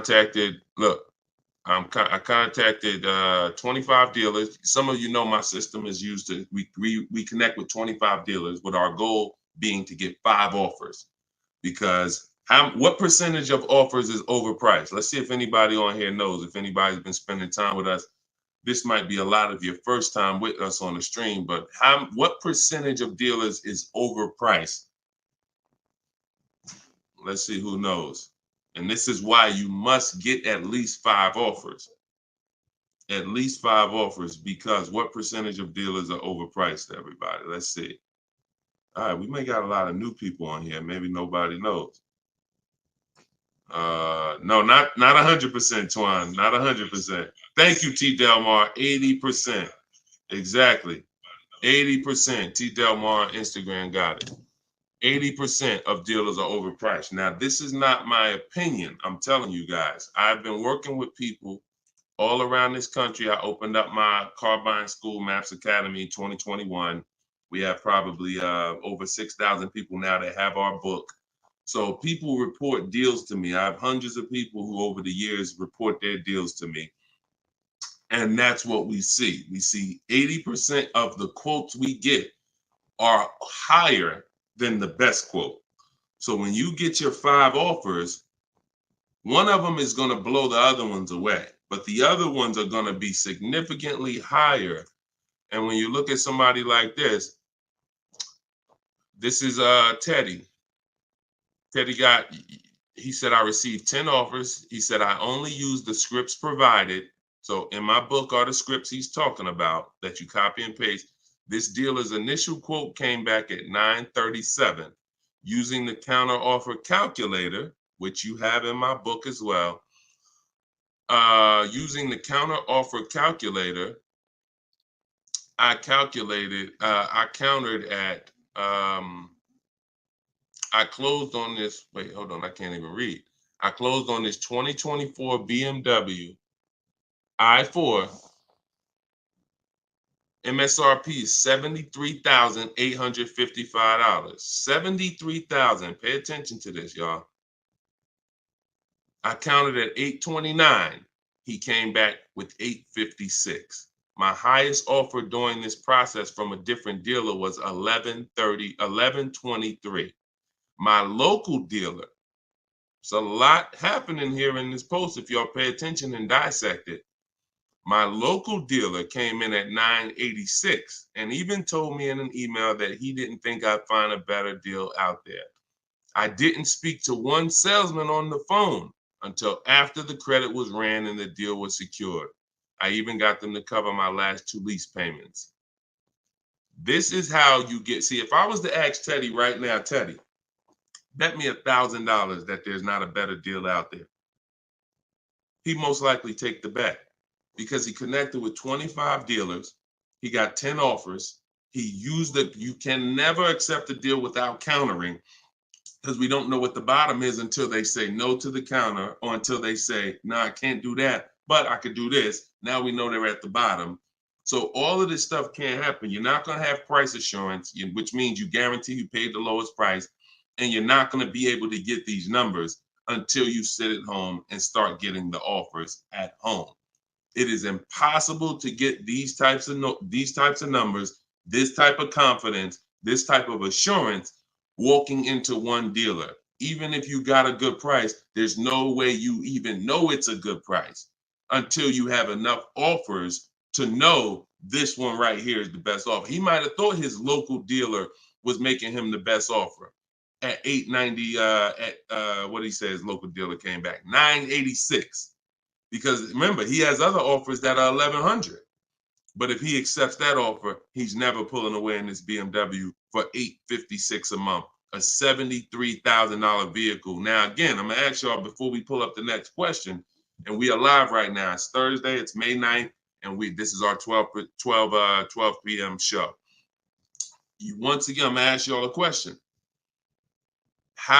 When you look at what he's paying, some of you have seen every $5,000 on the price of a car is how much a month? Every $5,000, because this is a $73,000 car. Now I'm going to talk to some of you who don't understand leasing, some of you who are taught you always buy your cars no matter what, and I'm going to show you what this car would have cost him monthly, if he didn't know that leasing was better for him because he doesn't keep his car 8 years. Thank you, Gerard Young. Every $5,000, Gerard just answered. Emo also answered it on YouTube. The question was, every $5,000 on the price of a car is how much per month? Approximately $100 a month. So when you look at a $20,000 car, automatically you should think $400 a month. You're looking at a $40,000 car, that's $800 a month. You're looking at a $50,000 car, that's $1,000 a month. 5 years on a 5-year loan. You're looking at a $70,000 car, y'all. That's $1,400 a month. $1,400 a month. His car is $73,000. Not to mention, there's people right now that are driving this same exact car Teddy got, same exact BMW, $73,000. They're paying $1,400 a month. He's paying $856. Are y'all getting this? Are y'all getting this? So my book is in my TikTok bio. Click the link there. You can get it for 75% off. You won't pay the normal $97. Go ahead, Dolan, shoot the next question up. Instagram, you guys can go to my Instagram bio and get your copy for 75% off. And it is a step-by-step formula for how to get these deals. That's everything I talk about on these shows. Go ahead, Dolan. Shoot the next one up. Leo, I've been selling cars for 20 years. This young man is speaking the truth. Man, I appreciate it. See, and this is what the 20% of dealers do. The 20% of dealers have no problem, admitting the systems that we teach are better. Because we're not trained as car salespeople. Sometimes you think car salespeople are really trained. The only thing we're really trained on is negotiating and how to get you to say yes. We're not trained in finance, not trained to teach you about leasing. We're not trained to teach you about negative equity, depreciation, all this stuff that we should be trained on because you're buying a depreciating asset. We should be telling you, listen, based on our financial training, if you're not keeping your car 8 years, your best option is going to be to lease. Because when you buy your car is going to go down in value so much over the 5 to 8 years you have it. If you turn around and replace it, you're going to lose all that money. Your car is going down in value way too much over 5 to 8 years for you to turn around and replace the car right after that. You need to keep it after that. That's when you keep it. 8 years of that's when you keep it, because now you're like, man, I put all this money in this car. Yes, it may not be worth what I bought it for, which was $40,000 8 years ago. It might only be worth $10,000 today, but I'm gonna keep it now because 3 years from now, it's gonna still be worth probably $8,000. It might be worth 10 today, but because it's 8 years old, in 2 more years, it'll be worth $8,000. I'm not losing that much money anymore. You are not winning with buying cars until the car is not depreciating that much anymore and you still own it. Okay? If y'all clear with me on that, just tap the screen. Run the likes up on TikTok if y'all are getting what I'm telling you. If you're getting what I'm telling you, hit the like button. If you're on Instagram, if you're on YouTube, if you're on Facebook, hit the like button if you're clear on what I'm telling y'all. All right, let's move on to the next question, Dolan. Okay, I like to make sure you guys are actually following the conversation. So you have to actually respond and let me know you're following it when I ask you a question. All right, this one's Glenn over on YouTube. If your car lease is up in 6 months, how do you go about trying to sell your lease? Well, the first thing you're going to do, first of all, this is a great question. Glenn said, how do you sell your lease? Now, step 2 in my process is called the equity assessment. My book is called Cars from Home, 7 Steps to Saving Time, Money, and Avoiding Dealerships. Step 1 is the leasing versus buying question. Step 2 is the equity assessment, which means if you have a car you're replacing, we got to get the most money for it. And that's never going to be with a trade. So we have to see, is there any equity in our lease? Now, we are not assuming this. We are going to do this process and see, because some leases have no equity. Some leases have a good amount of equity. Like, hold on, I just had somebody write me talking about equity they got in their lease. Hold on. Didn't talk to, I think it was this person. Oh, but I cut off their post. Somebody said they just got $4,000 and I always like to say this. I always like to show this stuff so people understand. You know, we operate with documentation. So when you are getting how you determine if you have equity is with cash offers, not with algorithms. Kelly's bluebook.com. Blue Book says my car is worth this. That means I have equity. No, Blue Book doesn't buy cars. So what you want to do is you want to determine if you have equity by calling your bank. You're going to get your payoff, which is how much you owe. And then you are going to go on the websites that I'm laying out for you. It takes you 20 minutes. If you can't take 20 minutes to go on a website to fight for your money, you don't deserve it. You're going to CarMax, you're going to Driveway, you're going to Carvana, you're going to Kelly's Blue Book Instant Cash Offer, where they connect you with a local dealer to get a cash offer. You're going to Car Guru, Sell My Car, and you're going to AutoNation, Sell My Car. And that's going to give you up to 6 offers. And if you have a lease, you need to ask your bank, do you have a third-party restriction? And if they say you have a third-party restriction, then if you have equity, you're going to be selling to a local dealer, not to one of the local online buyers. If you don't have a third-party restriction, we sell to the highest online buyer. If you do, we sell to the highest bidder among used car dealers. So it's just simple. There's different processes. I don't teach one size fits all car buying. So some of you who have a lease with a third-party restriction, you're going to use one strategy. Those of you who don't have a third-party restriction, you're going to use a different strategy. Those of you who don't have any money you owe on your car is paid off. You don't need to call your bank. You just need to go on those websites and get the offers. So, and when you're on there, if you have a lease, there's going to be a part where it says, is your car owned, financed, or leased? You want to put owned. It's very important. Don't put lease because it triggers something in their websites. So that's step 2. I go over this thoroughly in my book. This is called the equity assessment. You can't, listen, you need to get bids. Bids. That is my favorite word, that multiple offers. The reason why you are not saving the money that you could be saving is because you're not getting bids. The reason why you don't have the confidence when you leave a dealership that you got the best price is because you're not getting bids. It's very simple. Start getting bids and you're going to save more money and make more money selling your cars. And you'll see why we don't trade in cars. That's the equity assessment. Okay. Step 2 in my book. Go ahead, Dolan. Shoot the next one up. All right. Yep. Wanda said my last lease had 5,000 in equity on TikTok. Amen. I sold the lease a couple years ago when prices were super high. I made $10,200. My mother did. I made $9,000 on my Jeep Grand Cherokee. That was in 2021, I believe, 2021. Yep. It was ridiculous money. So the 9, 10 grand, 12 grand lease, those are not really there anymore. But we still see people that are making 2 and 3 and 5,000 for sure. Rudy on Facebook, how are you? Good afternoon, Deshone. I'm new to the live stream. Welcome. Who's new to the stream? If this is your first time here, type 1. Type the number 1 if this is your first time here.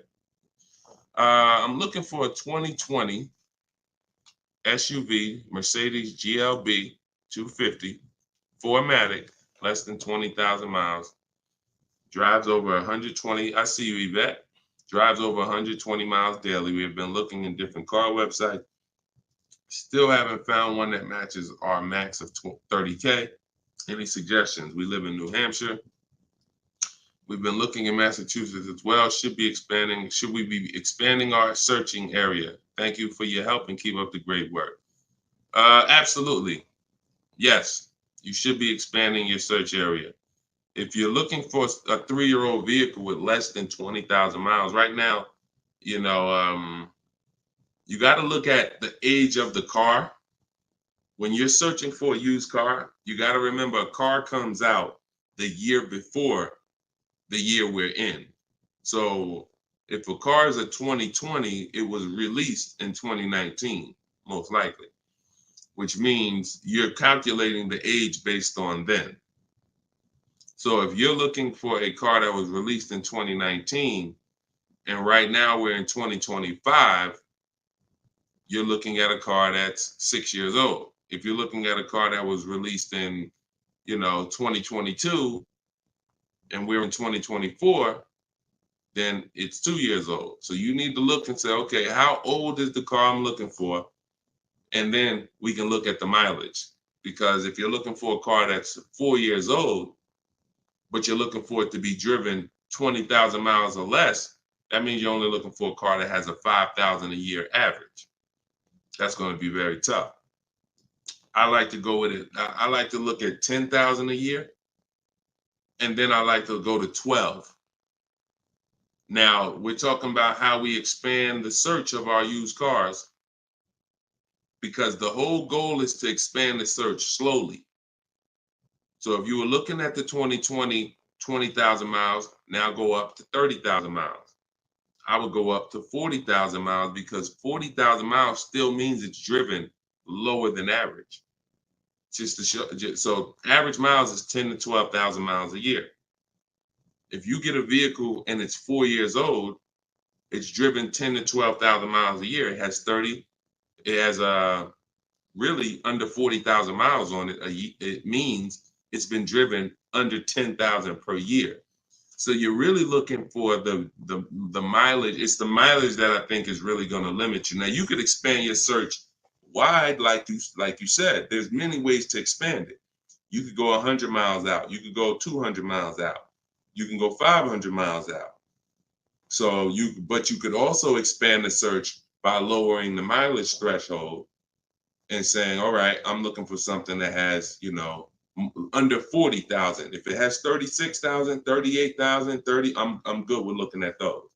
And I think that's going to give you a lot more options, considering how old the car is and how many miles you're looking for it to have. That's way, way, way, way, way below average driven miles. Way, way, way below. And when you have just, you're looking for a car that's only been driven 5,000 miles per year, you're going to have a harder time doing that than looking for a car that's been driven 10. So once we do that, we're still narrowing it down in other ways. Carfax title history, service records, accident history, verifying there's no fake fees. So we have other narrowing down processes. Then we get the new window sticker to make sure, because you can't know you paid a great price without knowing what the original price was. Who's bought a used car in their life? Type the letter U.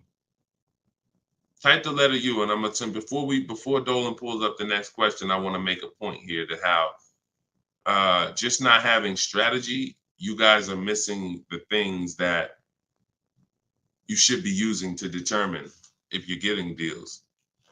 Yvette, I see you. Okay. Richard on Instagram, I see you. Leslie on TikTok, I see you. Alex, I see you. Derek, I see you. Harold, I see you.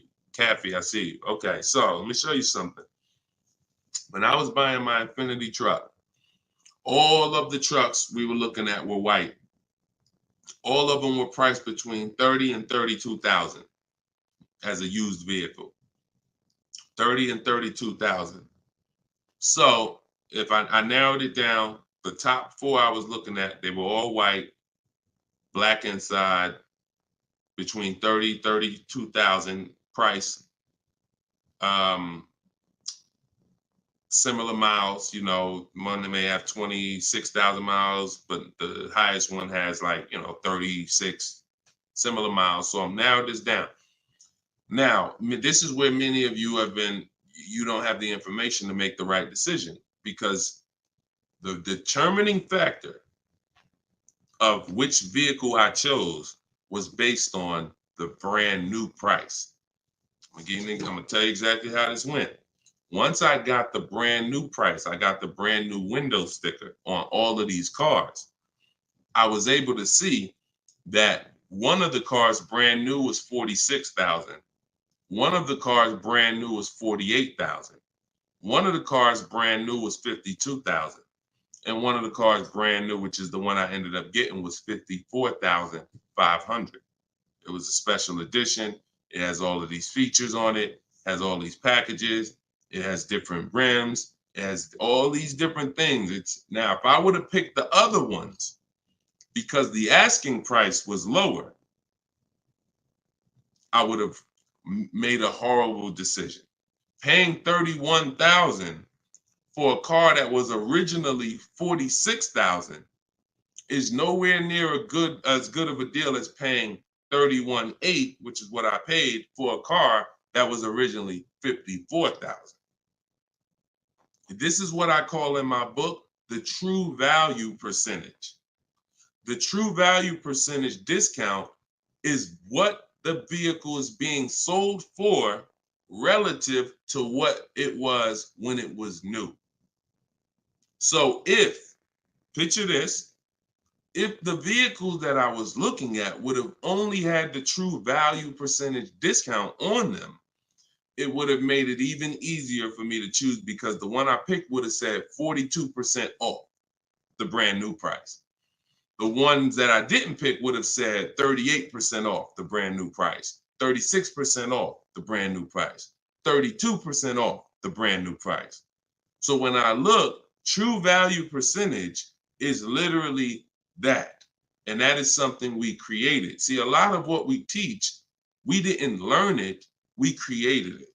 So you are getting things that, why can't I find what Deshone teaches in other places? Because God had me create it.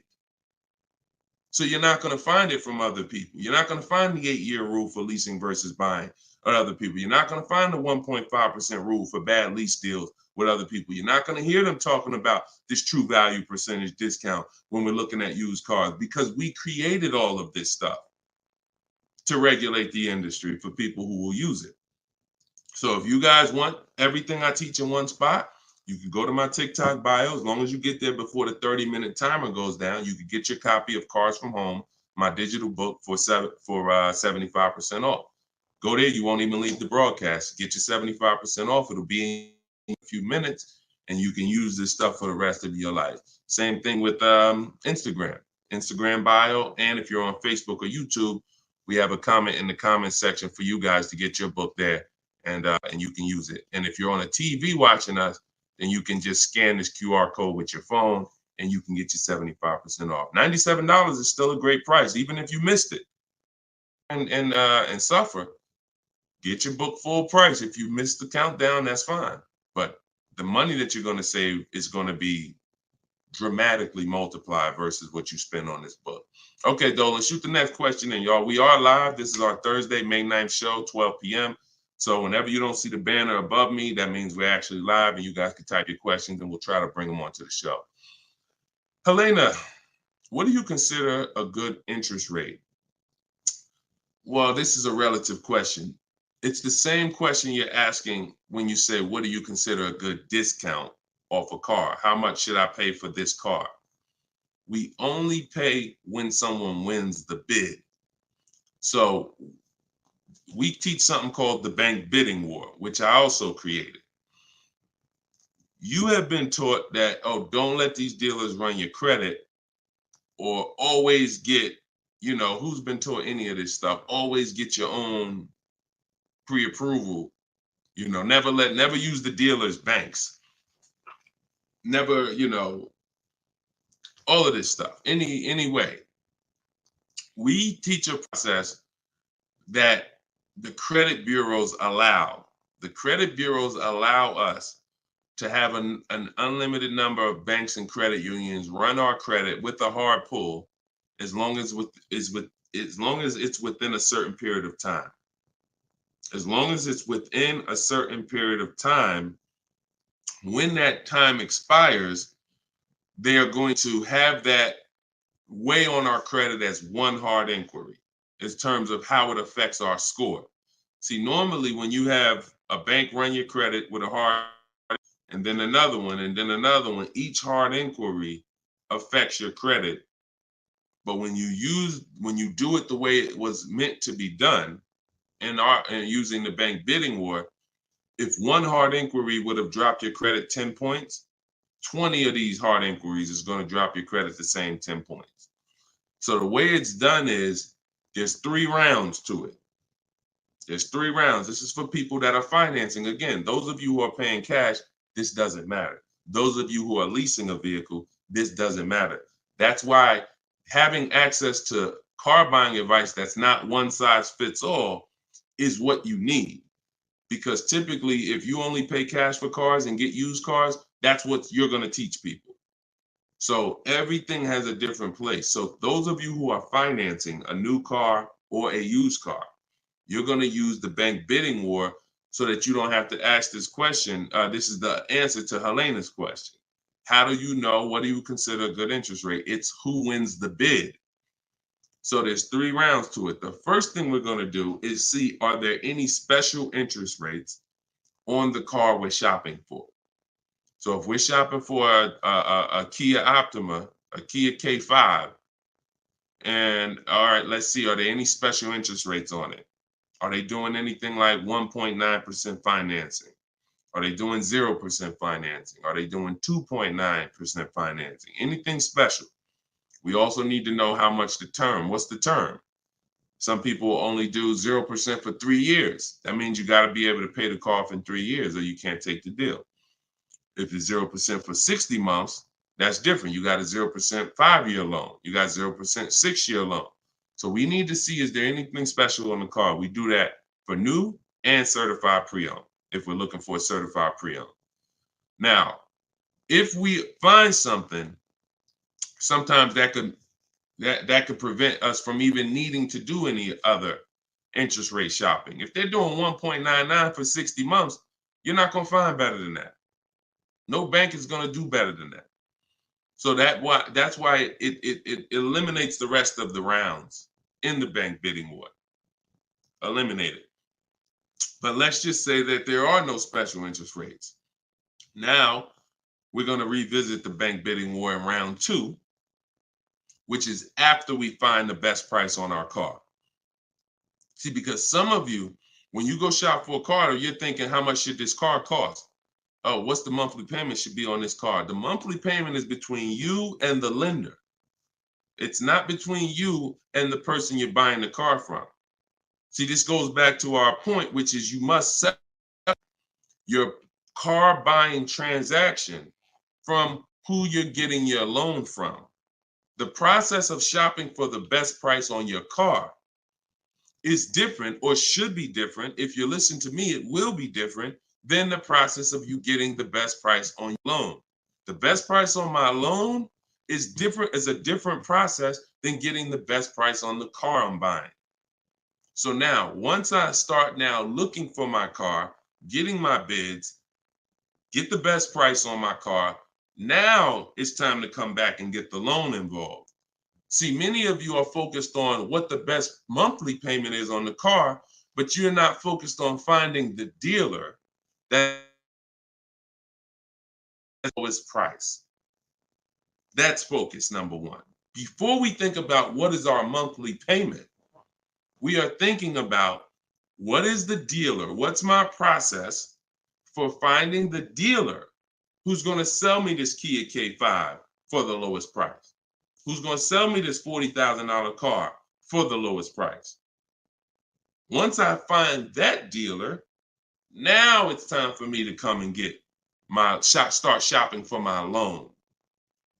See, and the reason why this works so well is because there's a process to it. We're not winging this. The reason why any fighter who goes into a fight and they're winging it, they are in a position of struggle. We don't wing it. That's why when you see my 7-step process in my book, it's 7 steps. In Matt's Academy, my car buying school, it's 7 steps. Whether it's video, whether it's the book, it does not matter. It's 7 steps because the process does not change. A process should not change based on whether you want a new car, used car, a lease, a luxury car, an exotic car. It shouldn't change. So once you find the best price on the item, now you're coming home and you are going to now contact online banks, your bank, your credit union, and you're going to get all their offers. This is round 2 of the bank bidding war. Round 1 is any special interest rates on the car. No? All right. Then we go find the best offer on our car. Now we're going to start round 2, which is our bank, our credit union, online lenders, all submitting bids for our rate. Round 3, once that's done, round 3 is we call the dealer who we have the car on hold with, and we tell them the best rate we got, and we give them a chance to see if they can beat it. That's round 3, because the dealers have another 5 to 7 to sometimes 10 banks. So see if they can beat it. So now you have 3 rounds of individuals competing for your interest, for your loan, to give you a loan. 3 rounds. First is the special rates. Second is you, your bank, your credit union, online banks. Third is the dealer's banks. And so when you leave, you already know I got the best interest rate. I guarantee it because I had 15, 20 people competing for my bank, for my loan. And that if you do that correctly, you are going to see that it weighs on your credit at the end as the same as one hard inquiry. That is what the bank bidding war. When you get my book, I email you a copy of the bank bidding war with it because I haven't merged the bank bidding war into my book yet. That's an update. Yes, that's an update. So all of you who had the book prior, when I update the book, you get the new book. You get the new book. That's another reason why having a digital book is the best way to do this. Because when things change in this game, when websites change, people go out of business, I update the book so that things can stay fresh. That's a beautiful thing about having a digital book. So the banner is on the screen. You guys can go to deshonesbook.com on Facebook or YouTube. You can scan the QR code with your phone because everyone can get your copy for 75% off. You won't pay the normal $97 as long as you get to either my TikTok bio or my Instagram bio before the 30 minutes is up. Okay, that's a great question, though. And what we're doing is we're going a little deeper. I've had tons of shows. We've done tons of streams where I was doing these rapid fire answers. This is episode 17. So what you're going, or 18. So what you're going to see is we're going a little deeper on certain topics as we're led to. So go ahead, Dolan. Next question. 5 though. No, I'm not streaming on Twitch, Matt. Only on Facebook, YouTube, Instagram, and TikTok. This is Lauren over on YouTube. Used your system just last week to lease a new car and got a 2024 Tiguan, great, at 1.1% after getting 6 bids. Now you talking, Lauren. It was the most enjoyable car buying process I've ever had. Thank you. Do we see what let me screenshot this here. This is what we're talking about, Lauren. This is what I am talking about. See, Lauren didn't know me. See, here's how different information changes things. Lauren was just like y'all about a month ago. She didn't have my book because we didn't even release the book. She was just like y'all. She might have didn't even know me. But what? She's an action taker. She got on the stream. She said, look, I like what this guy's talking about. This book is $24. What's the worst I could lose? There got to be something in that book where I could at least make my $25 back. Or even if I paid $97, got to be some tip, one tip in here got to be able to make me at least $100 back. She later finds out she's going to get thousands of dollars in discounts, get a 1.1% lease. Well, what that means is if the car is $40,000, her payment is like $420 on a $40,000 car that people are paying $800 a month for, $700 a month. Her lease is 1.1% of the MSRP. So because she's an action taker, she went forward, she got the book, she used the scripts, she said, I'm done with the old process. I'm willing to unlearn my old way of shopping, and I'm going to relearn this new way to shop. That's why, you understand? That's why it's all about unlearning and relearning. You understand? And she's able to reap the rewards of not just saving the money, but receiving empowerment. Because this is the only way to car shop empowered. You could go negotiate. Not only are you not going to get the money off that we're getting, because if you're negotiating with an 80% dealer, there's no way for you to get these prices. So if you're in a dealer, yeah, they'll take off money for you, but their price was so high to begin with that when they take off the money, you're still higher. An 80% dealer is the overpriced dealers. You can't negotiate them down to the best price. So even if you did that, you still wouldn't have the empowerment of letting the business come to you. See, you're empowered when you're sitting at home and the business is coming to you. You're in control. And the only way to do that is with bids. So congratulations, Lauren. Enjoy your new Volkswagen. Beautiful vehicle. And I'm so glad to hear that you trusted the process and you have reaped the rewards. Congratulations. God bless you. All right, Dolan, go ahead. Throw the next one up. We are live, y'all. This is our Thursday, May 9th, 12 p.m. live stream. So if you don't see the banner over my head, we are live. You can ask your questions. We'll try to get them in the show. Wanda Lopez Smith on TikTok. Leasing companies not allowing third-party buyouts. Yeah, I explained that. If we have a third-party restriction, we're going to sell it to a local dealer. But we still get bids. We still need to get bids from the online car buyers to know if we have equity. If we have equity and we have a third-party restriction, we're going to sell it to a used car. Like if I had a BMW and there's a third-party restriction, I'm selling my BMW to a BMW dealer. I have a whole script in my book for how we do this. We talk to used car managers, and I'm going to have a used car manager buy it. See, some of you bought your car because you saw the third-party restrictions and you bought it and resold it.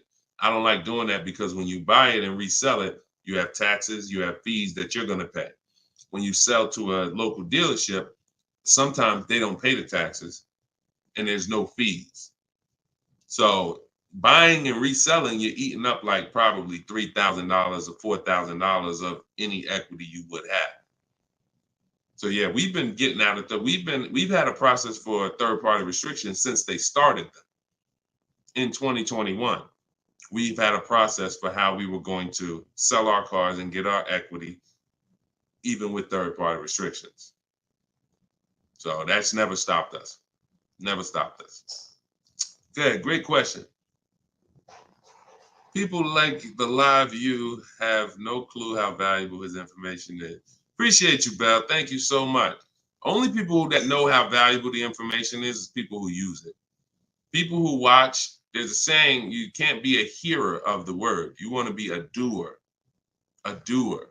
A lot of people hear. A lot of people hear because we want our ears tickled. But it's the doing that leads to the savings. And in our case, what we're asking you to do is easy. It's just your programming and your fear of a process. See, it's an unknown hell. I mean, an unknown heaven is what we have over here. But you have a known hell. Sometimes what you know is so comfortable, even though it's hell, but it's, you know it. You're comfortable with it. You're comfortable with the discomfort of car shopping.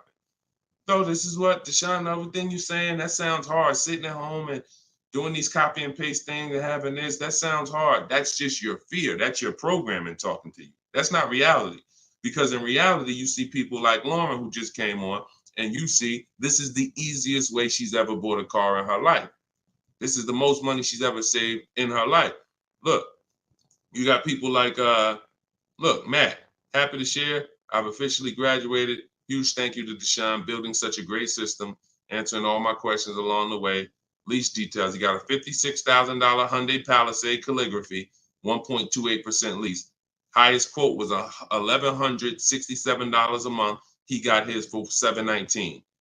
The highest quote he got from an 80% dealer was $1,167 a month. He got his for $719. Sitting at home, getting bids. So for those of you who want to know, like, I do have a car buying school. It's called Maps Academy. You want to know more about it? We have a comment in there. You can attend my free masterclass. I don't let anybody in my school who has not gone to my masterclass. Everything you're doing raw and buying, selling, and leasing cars. So there's a comment in there for the comment section, and we have a link in my bio for you as well, who, if you think, you know what, I want to see about his online buying school. I don't care, because the system that Matt says, Deshone, thank you, Deshone, for building such a great system. The system is the same. So, but you have to be an action taker. And because the system is simple, and it's in video form, and it's in book form, and it's in my free live video, my free streams, you just get it where you could get it. But there's no excuse for sitting at home car shopping the old way anymore when this information is available and it exists and it's 3 years old. This isn't new. We have hundreds of people. You're not oh, let me take a chance and see if this will work. That ship has sailed long time ago. Long time ago, that ship has sailed. But the action takers are going to win, not just the hearers. People listen, oh yeah, this sounds good. Of course it sounds good. But you won't reap the results until you become an action taker on the information. Okay, so those of you who want the book, it's in my TikTok bio, it's in my Instagram bio. You'll have access to these strategies for the rest of your life. All right, Dolan, shoot the next question up. We got some great questions coming in today. This is our Thursday, May 9th live show. So we are live right now. It's our 12 p.m. stream. Melanie from TikTok, what do you recommend for a young adult that is first-time car buyer that has no credit? I would recommend you save up. You get something that we call a smart car.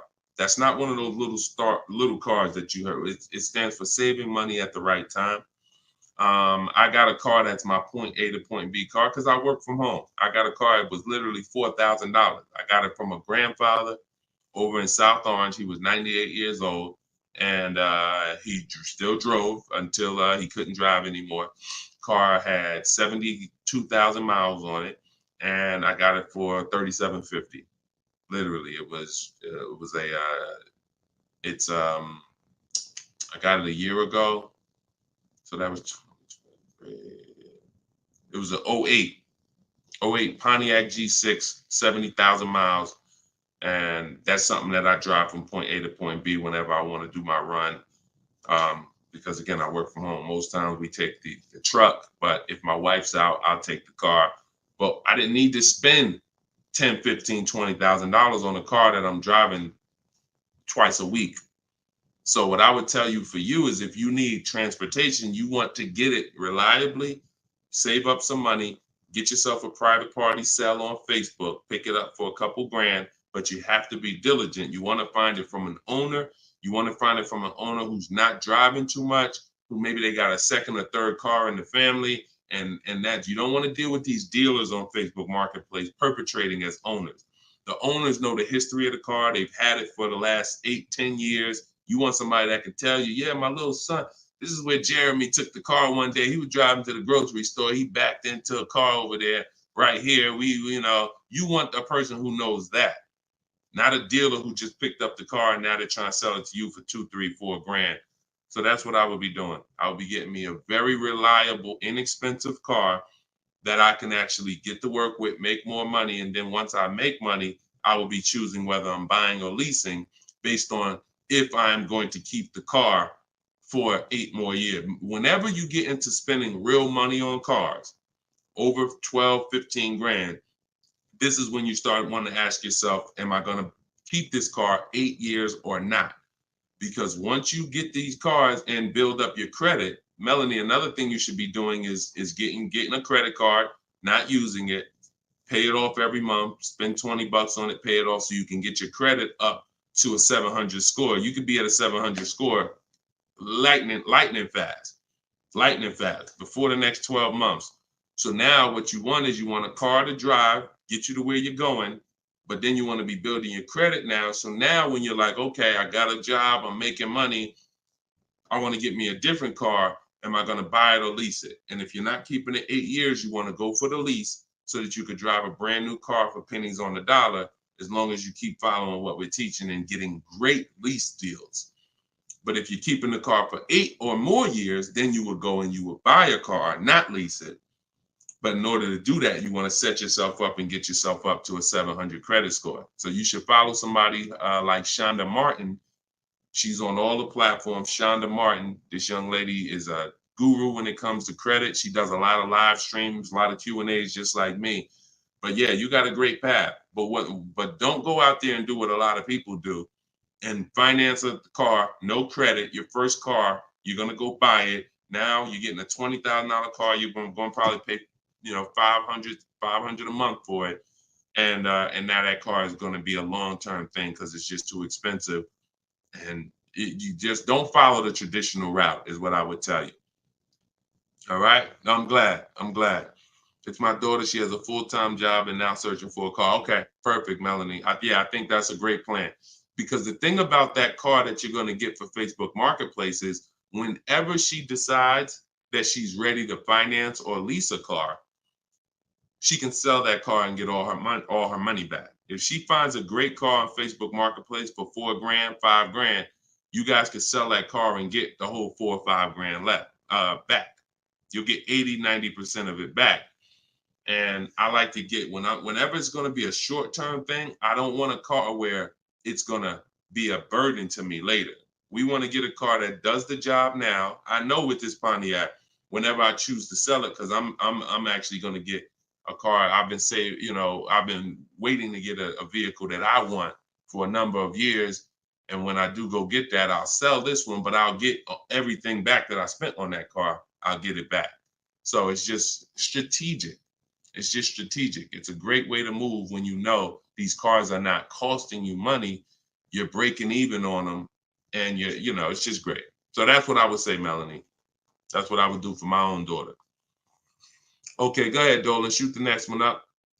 We are live, y'all. We're going to try to get through as many as we can in the show. Type your questions. This is our Thursday, May 9th show, our 12 p.m. broadcast. So, Sir Francis on YouTube.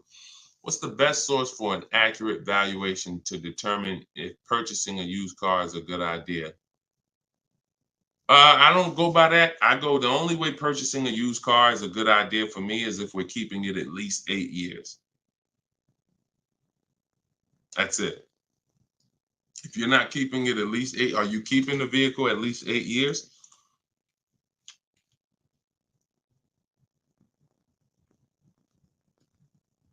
Let's see if we give him some time to answer. Are you keeping the vehicle for at least 8 years, Sir Francis? See, if we're not keeping the vehicle at least 8 years, there's no point in buying it, because the money that you would spend to lease, you can't put a price tag. You can't compare it. The reason I have to show y'all these lease deals is to see you cannot compare great lease deals to purchase deals. You can't. Look at this. Look at Jared. Jared followed the leasing like a boss system. The leasing process went quick and exactly like you said it would. Sent the emails. We had multiple offers to work with. Trusted the process. Used the scripts. Got the lowest offer from $565 a month down to $520 with a counter offer. Look. That's probably a $40,000 vehicle. I don't have it up in front of me because I cut the rest of his post off. But look, 1.28, $56,000 vehicle. Even if you were buying a used version of this. So let's just I want to show you this. Let's just say instead of leasing like Matt did here, he got a $56,000 vehicle for $719 a month. We already know with $1,000 every, with $100 a month on every $5,000, this $56,000 vehicle is about $1,100 a month. Every 5,000 bucks is a hundred bucks a month on a 5-year finance. So $56,000 vehicle, we're looking at literally $1,100 a month, $1,100 a month payment. Let's just say though he bought this car used. He didn't understand leasing. He found a used one. So instead of 56, let's say he gets one for, you know, let's call it instead of 56, he gets 26 grand off. Let's say he gets it for, hold on, let me do percentages. I don't know why I can't do math right now in my head. Let's say he gets it for 38. Let's use something that's really conservative and good. He gets it for 38. So a $56,000 Hyundai Palisade, he finds an incredible deal on a pre-owned one. He gets it for 38. Once his taxes go in, he's at 40. What's his monthly payment, y'all? If every $5,000 is $100 a month, what's his monthly payment for 40? See, it's all about no money down. If you notice, every time we're comparing numbers, we're not putting any money into the deals. See, when you're not putting any money into the deals, you can easily compare the deals. That's why all we do is shop with no money down, because it's easy to compare the deals. In my book is No Money Down Mastery. You're going to find every strategy I teach you doesn't involve money. It doesn't involve money, because when you want to put money down, that's different. But money down should be after you have assessed the deal already. So, those of you who want your copy of Cars from Home, 7 Steps to Saving Time, Money, and Avoiding Dealers, go to my TikTok bio now, get your copy for 75% off. Go to my Instagram bio, get your copy. But look at this. I'm asking y'all, what's his payment? Let's see if we got anybody that chimed in. If he didn't get this brand new one, if he didn't get this brand new Hyundai truck, he got a used one. So instead of 56,000, he got his for 38. Great price. He found one for 38,000, low miles. Now taxes are in, and he's financing 40,000. What's his monthly payment?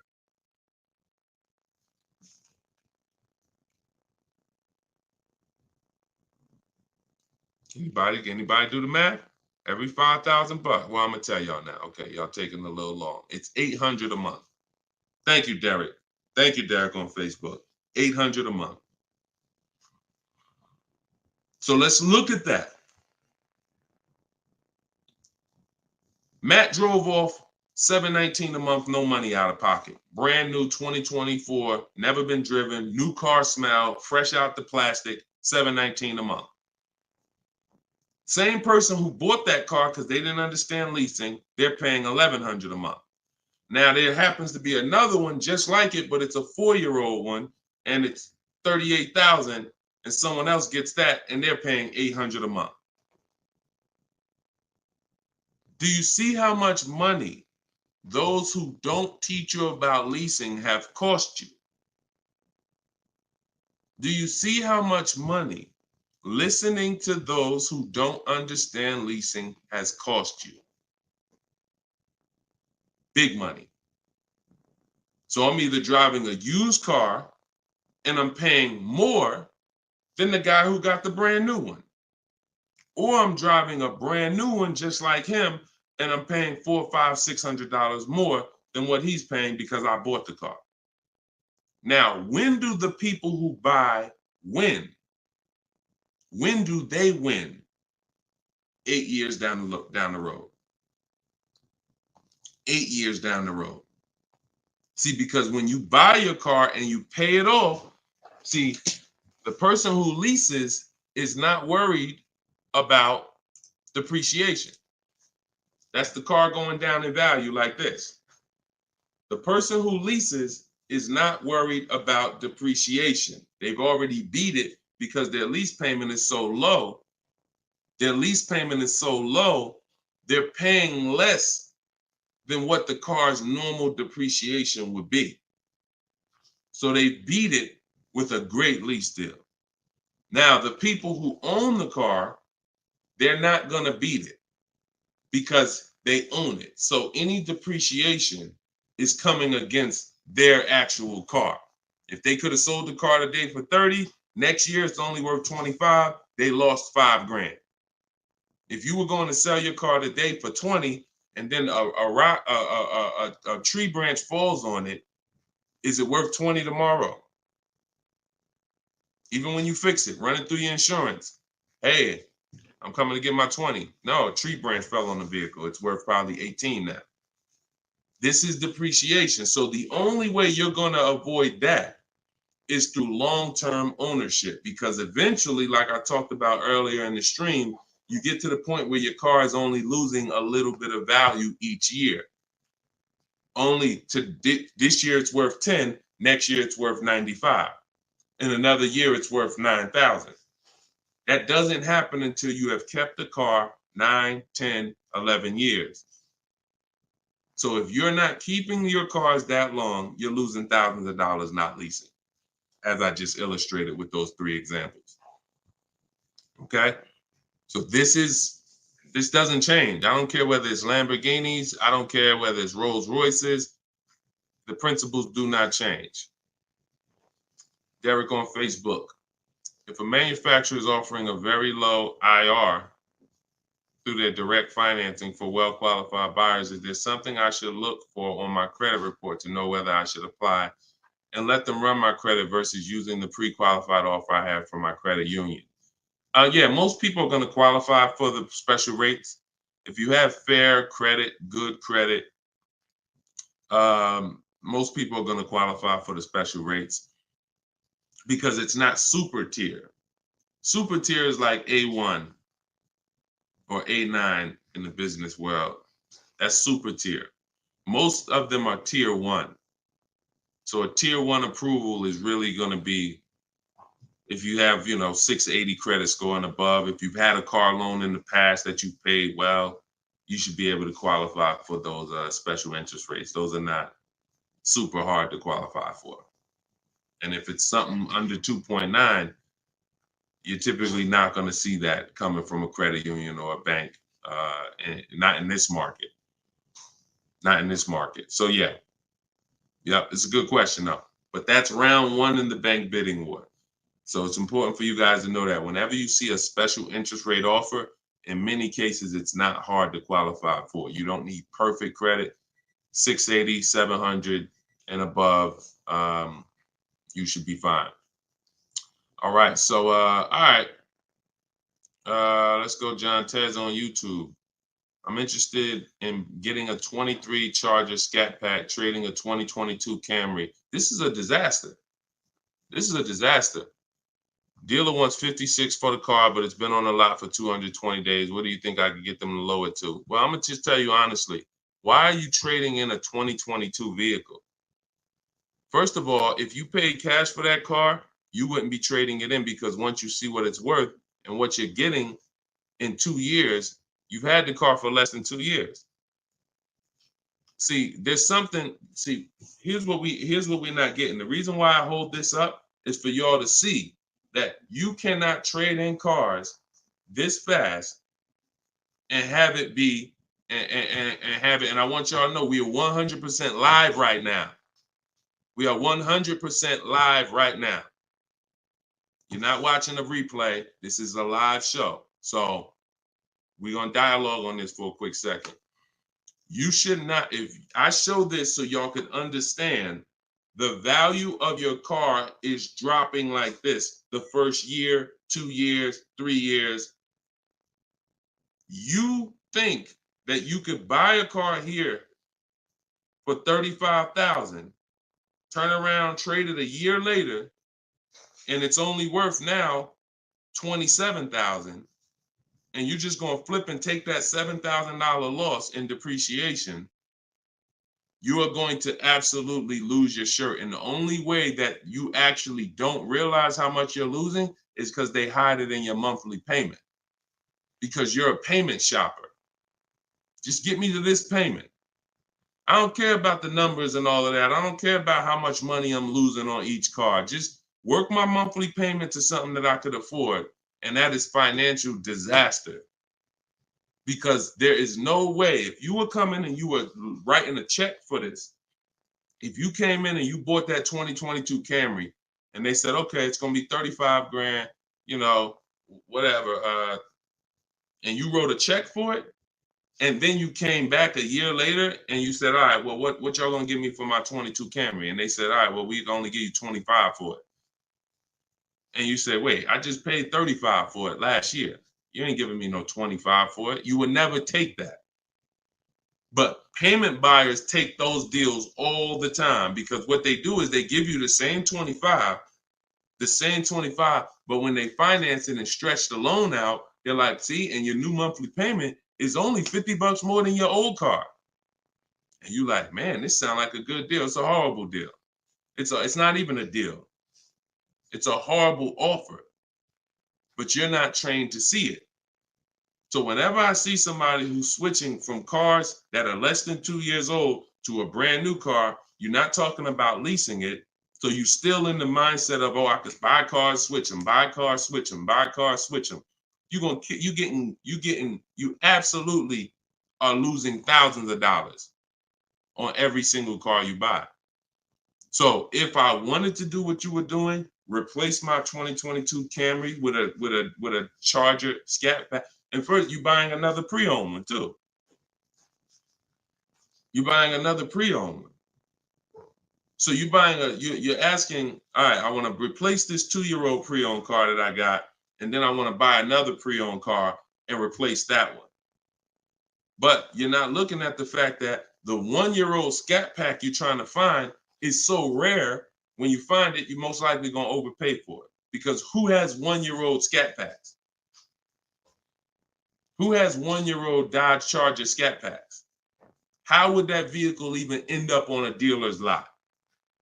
You only get the cars on dealers' lots one of two ways. The dealer has to buy them from auction, or buy them from one of their customers, or at the end of a lease, the person returns the car. So people are not usually trading in a 1-year-old car. So if it has been on the dealer's lot, maybe it's because it's a leftover model. And if it's a leftover model, you don't have anything to compare it to see how much you should be saving. So what I would be doing is, before I buy a 1-year-old Scat Pack, I would see what's the market on a brand new one. This is so important. This is so important, because this is financial intelligence. Look at this. If I would have walked in, this is Sean. Sean got an F-150 Lightning, $73,000 vehicle. He ended up saving $20,000 on the vehicle. Brand new one.